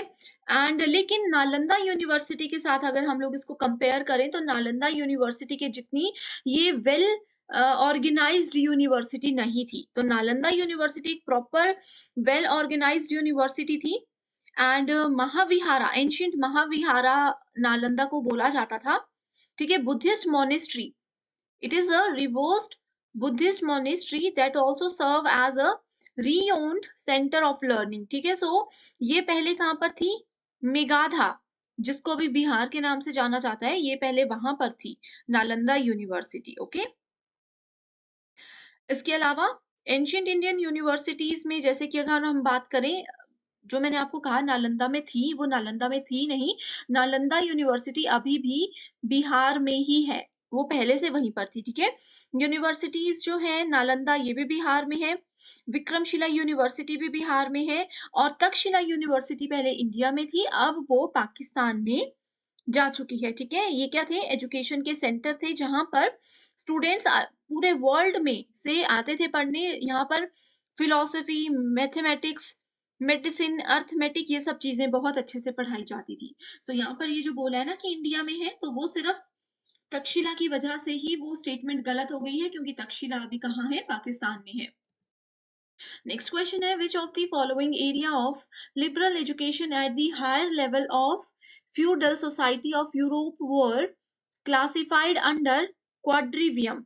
तो सबसे पहले आपको पता होना चाहिए कि क्वाड्रिवियम होता क्या है, ठीक है? यहाँ पर लिखा है चतुर्भुज, ठीक है?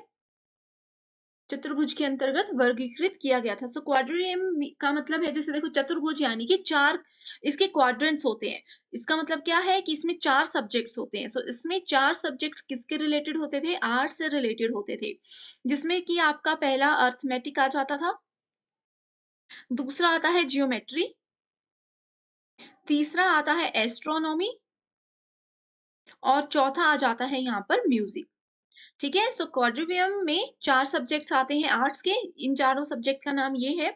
This quadrivium system followed by trivium, grammar, logic, ये सब कुछ चीजें इसके अंदर आती थी, ठीक है? इतना ही याद रखिए।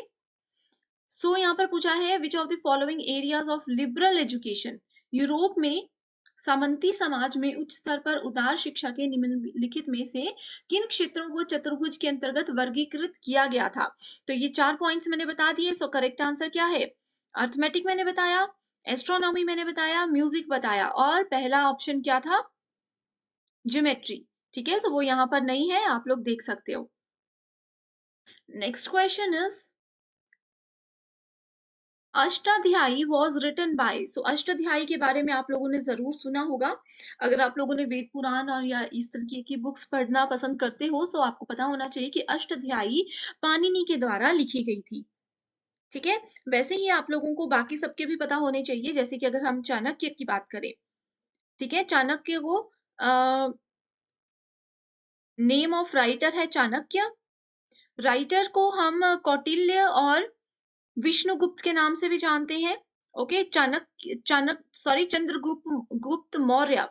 एंड ये वैदिक स्कॉलर थे, कहाँ से पढ़े हुए थे?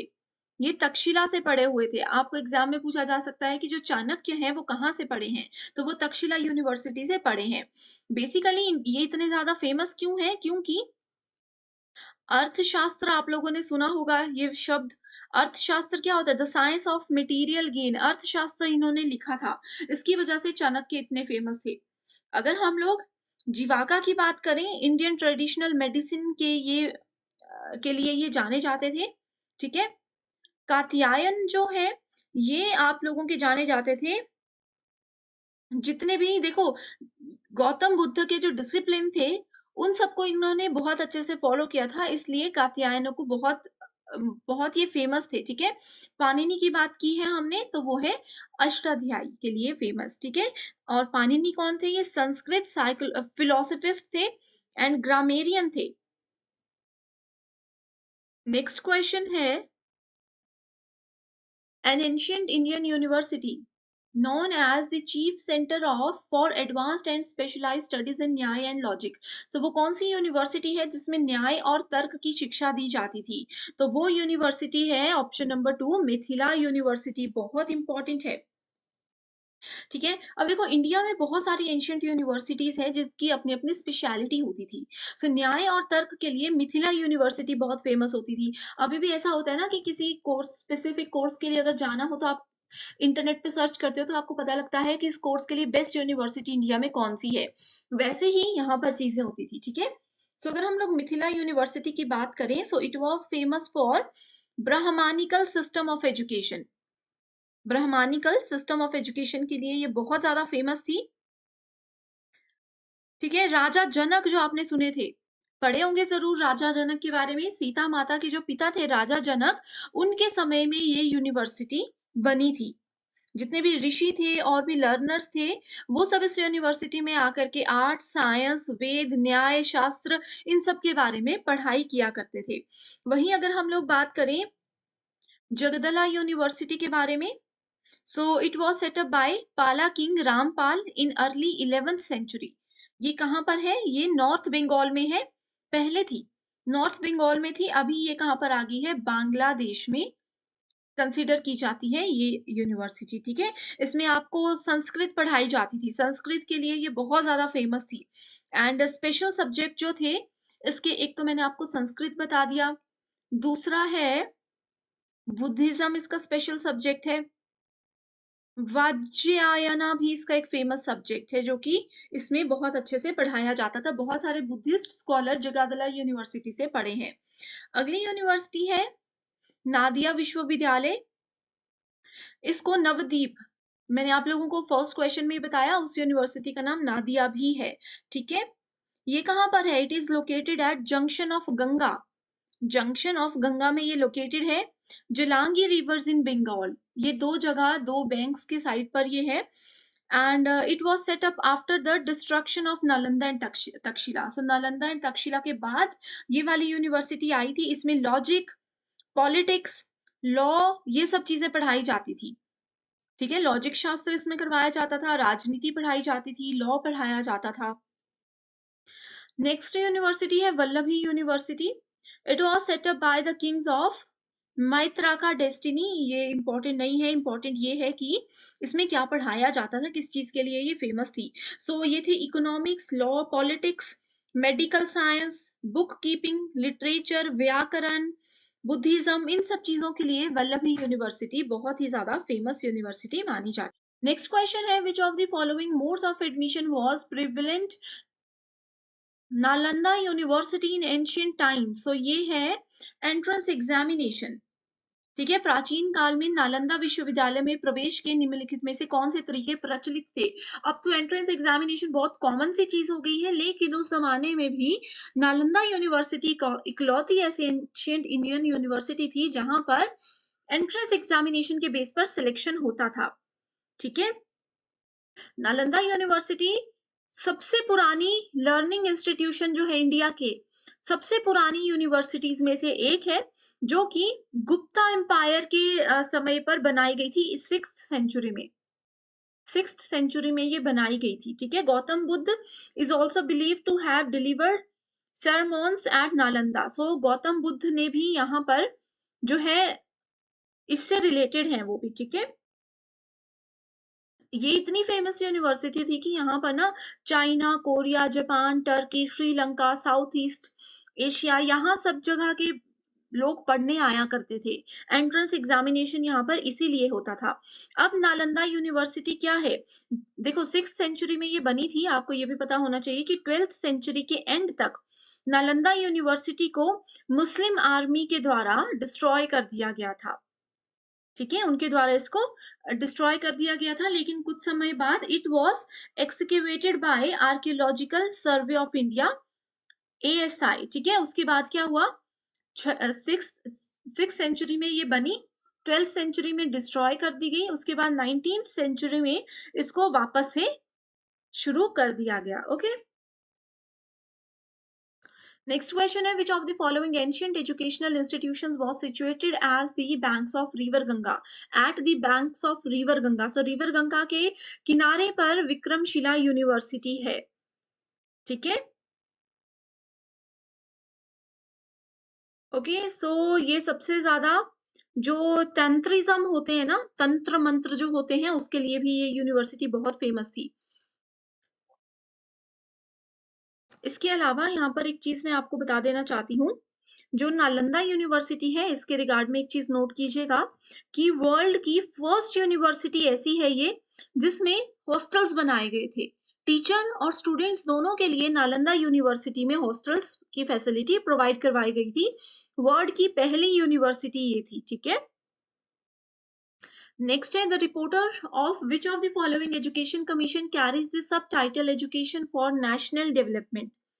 So education for national development ये कोठारी कमीशन के द्वारा बताया गया था। ओके, सो कोठारी कमीशन कब से कब तक हुआ था, ये बहुत इंपॉर्टेंट है स्टूडेंट्स। अगर आप लोगों ने मेरी कोठारी कमीशन या जितने भी इंपॉर्टेंट कमीशंस वाली वीडियो है वो अभी तक नहीं देखी है, तो जल्दी से उसको देख लीजिए या फिर मुझे कमेंट कर दीजिए, मैं आप लोगों के साथ लिंक शेयर कर दूंगी। सो देखो, कोठारी कमीशन 1964 से लेकर के 66 के बीच में लागू हुआ था। ठीक है, Indian education commission is mostly popular as Kothari commission. Indian education commission को ही कोठारी कमीशन बोला जाता था। ये सेकेंडरी एजुकेशन पर ज्यादा ध्यान देता था। ठीक है, एंड 64 मैंने बताया। सो एग्जैक्ट डेट वैसे एग्जाम में ज्यादा पूछी नहीं जाती, लेकिन 14 जुलाई 1964 में इसको चालू किया गया था। ठीक है, एजुकेशन के जितने भी लेवल्स हैं इसमें कहा जाता था कि सब पर ध्यान दिया जाए। सो इसीलिए इन्होंने टैग दिया था कि एजुकेशन फॉर नेशनल डेवलपमेंट। ठीक है, यानी कि राष्ट्रीय विकास के लिए शिक्षा। इसमें कहा जाता था कि एजुकेशन के जितने भी लेवल्स हैं सब पर जरूर हमें ध्यान देना चाहिए। मुदलियार कमीशन जो है ये क्या है? ये सेकेंडरी एजुकेशन है। उसके बाद राधा कृष्णन कमीशन 1948 से लेकर के 1949 के बीच में ये था। अब होमवर्क क्वेश्चन दे रही हूँ, एग्जाम में जरूर आएगा, मुझे रिप्लाई कीजिए कमेंट करके। कलकत्ता यूनिवर्सिटी एजुकेशन कमीशन कब बना था? बाकी सबकी ईयर मैंने बता दिए, कलकत्ता यूनिवर्सिटी कमीशन मुझे बताइए। ठीक है, फटाफट, अगर आंसर नहीं आता तो भी कमेंट करके बताइए, आप लोगों की ही रिविजन होगी इससे। ओके, सो अगला है, Gurukul system of education in India flourish during, it is flourish during वैदिक एंड उपनिषद पीरियड। ओके, तो वेद काल जो था जिसमें कि गुरुकुल सिस्टम को बहुत ज़्यादा ध्यान दिया जाता था। गुरुकुल, गुरु मतलब टीचर, कुल मतलब घर। टीचर के घर में जाकर बच्चा वहाँ पर रहता था, पढ़ता था। आश्रम में जैसे रहते हैं, वहाँ पर उनको डिसिप्लिन और अपने जो वेद हैं, पुराण हैं, उसके बारे में पढ़ाया जाता था। नेक्स्ट है, which of the following is the oldest institution of higher learning in India? So अभी मैंने आप लोगों को बताया ओल्डेस्ट, ओल्डेस्ट कौन-सा है? ओल्डेस्ट है तक्षशिला यूनिवर्सिटी। हायर एजुकेशन की बात की है, ना कि सेकेंडरी एजुकेशन की बात की है। एक और होमवर्क क्वेश्चन दे रही हूँ, इंडिया का ओल्डेस्ट सेकेंडरी एजुकेशन सिस्टम कौन-सा है? Which ancient Indian educational institution was known for its focus on the study of medicine? So medicine, medical की पढ़ाई सबसे पहले कहाँ पर करवाई जाती थी? तक्षशिला यूनिवर्सिटी में ही करवाई जाती थी। एग्जाम में एज इट इज आएगा कि किस यूनिवर्सिटी की स्पेशलिटी क्या थी। Which of the following subjects was not taught at ancient Indian University? So कौन से subjects उस समय पर नहीं पढ़ाए जाते थे? तो वो है बायोलॉजी, मैथ, फिलोसफी, एस्ट्रोनॉमी, वेद, पुराण, अपने ग्रंथ, ये सब पढ़ाए जाते थे। बायोलॉजी नहीं पढ़ाया जाता था। कौन सा प्राचीन भारतीय विश्वविद्यालय बौद्ध दर्शन और तर्क के शिक्षण के लिए प्रसिद्ध था? सो बुद्धिस्ट फिलॉसफी और लॉजिक के लिए नालंदा यूनिवर्सिटी। मैंने आपको अभी भी 2-3 बार बताया कि बुद्धिस्ट की बात होगी तो directly go for Nalanda university. Who was the famous ancient Indian philosopher who founded न्याय स्कूल ऑफ थॉट? सो न्याय फिलॉसफी, न्याय स्कूल जो है आपका, जो चैप्टर है, यूनिट है लॉजिकल रीजनिंग, उसके अंदर भी ये आता है, बहुत ज्यादा इंपॉर्टेंट है। श्योर क्वेश्चन इस टॉपिक से आएगा, न्याय फिलॉसफी से। सो कौन थे न्याय स्कूल ऑफ थॉट के फाउंडर? वो थे गौतम बुद्ध। ठीक है, अगला क्वेश्चन है, which ancient Indian university was known for its teaching of Sanskrit grammar and literature? कहाँ पे संस्कृत व्याकरण और साहित्य पढ़ाया जाता था? तो वो है उदंतपुरी यूनिवर्सिटी। ये स्पेशलिटी है इन यूनिवर्सिटीज की। Which ancient Indian education institution was known for its focus on study of logic and reasoning? So logic and reasoning यानी कि तर्क और रीजनिंग कहाँ पर सिखाई जाती थी? वो है न्याय university. Next is, which ancient Indian university was located in present day Gujarat and was known for its teaching of mathematics and astronomy? So यहाँ पर गणित और भूगोल विज्ञान के लिए कौन सी फेमस यूनिवर्सिटी है? एंशियंट इंडियन यूनिवर्सिटी है, जो कि गुजरात में है। सो इस यूनिवर्सिटी का नाम है वल्लभी यूनिवर्सिटी। देखो, इसी क्वेश्चन से आपकी कितनी चीजें क्लियर हो गई कि वल्लभी यूनिवर्सिटी मैथ्स और एस्ट्रोनॉमी के लिए फेमस थी एंड ये गुजरात में है और इंडियन एंशियंट यूनिवर्सिटीज में से एक है। एक ही क्वेश्चन से आपके इतने सारे कॉन्सेप्ट्स क्लियर हो रहे हैं। अगला क्वेश्चन है, which of the following was an important feature of the ancient Indian education system? So it is emphasize on practical skills. Practical चीजों को सिखाया जाता था। सभी के लिए समावेशिता और पहुंच होती थी। छात्रों के बीच सहयोग, कोऑपरेशन और कोलेबोरेशन बच्चों को सिखाई जाती थी कि कैसे एक साथ मिलजुल कर रहना है, काम करना है और ये सब चीजें। Which ancient Indian educational institution was known for its focus on study of politics and governance? सो कौन सा शिक्षण ऐसा संस्थान ऐसा था जो राजनीति और शासन के बारे में बताता था? तो वो थी तक्षशिला यूनिवर्सिटी। लिस्ट बना लीजिए, हर एक यूनिवर्सिटी के नीचे लिखते रहिए किस किस चीज के लिए ये फेमस थी और क्या क्या वहां पर स्पेशल होता था और कहाँ पे ये है। इंडिया में अब कहाँ है, पहले कहाँ थी? जैसे एक यूनिवर्सिटी मैंने बताई, पहले इंडिया में थी, बाद में वो पाकिस्तान में हो गई। पहले बंगाल में थी, उसके बाद वो अभी बांग्लादेश में है। ठीक है, Which ancient Indian university was known for teaching of Jain philosophy and literature? ठीक है, यहाँ पर जैन दर्शन और साहित्य का शिक्षण कहाँ पर दिया जाता था? वो दिया जाता था शारदा पीठ यूनिवर्सिटी में। एक और होमवर्क क्वेश्चन जो कि एग्जाम में पहले भी आ चुका है, आगे भी आएगा, वो ये है कि शारदा पीठ यूनिवर्सिटी कहाँ पर है? बस मुझे लोकेशन बता दीजिए, स्टेट बता दीजिए कहाँ पर है ये university. Which ancient Indian university was known for its teaching of the Madhyamaka and Yogacara schools of Buddhist philosophy? So correct answer है Nalanda. Which ancient Indian educational institution was known for its focus on study of Ayurveda? तो सबसे ज्यादा आयुर्वेदा कहाँ पर पढ़ाया जाता था उस जमाने में? सो वो है तक्षशिला यूनिवर्सिटी। अब आप सभी ने बाबा रामदेव का नाम जरूर सुना होगा। ठीक है, तो वो क्या करते हैं? वो योगा सिखाते हैं। ठीक है, सो एग्जाम में ये क्वेश्चन पिछली बार आया था कि इंडिया की पहली योगा कौन-सी वो यूनिवर्सिटी है जहाँ पर योगा सिखाया जाता है, तो वो है पतंजलि यूनिवर्सिटी, बाबा रामदेव की यूनिवर्सिटी एंड जो कि हरिद्वार में है, उत्तराखंड में हरिद्वार है, वहाँ पर ये यूनिवर्सिटी है। एनईपी नेशनल एजुकेशन पॉलिसी 2020 बहुत इंपॉर्टेंट टॉपिक है। नहीं पढ़ा कमेंट कीजिए। जैसे ये रिक्वेस्ट पूरी की है वो वाली रिक्वेस्ट भी पूरी करके फटाफट आपके लिए वीडियो लेकर आऊंगी। NEP 2020 कंसेप्चुअलाइज्ड a concept of ancient India. देखो 2020 में आया है एनईपी, वो एंशियंट इंडिया के साथ रिलेटेड है and its contribution to modern India and its success and challenges. So what are the name of this concept? So name of concept है knowledge of India, Bharat का ज्ञान।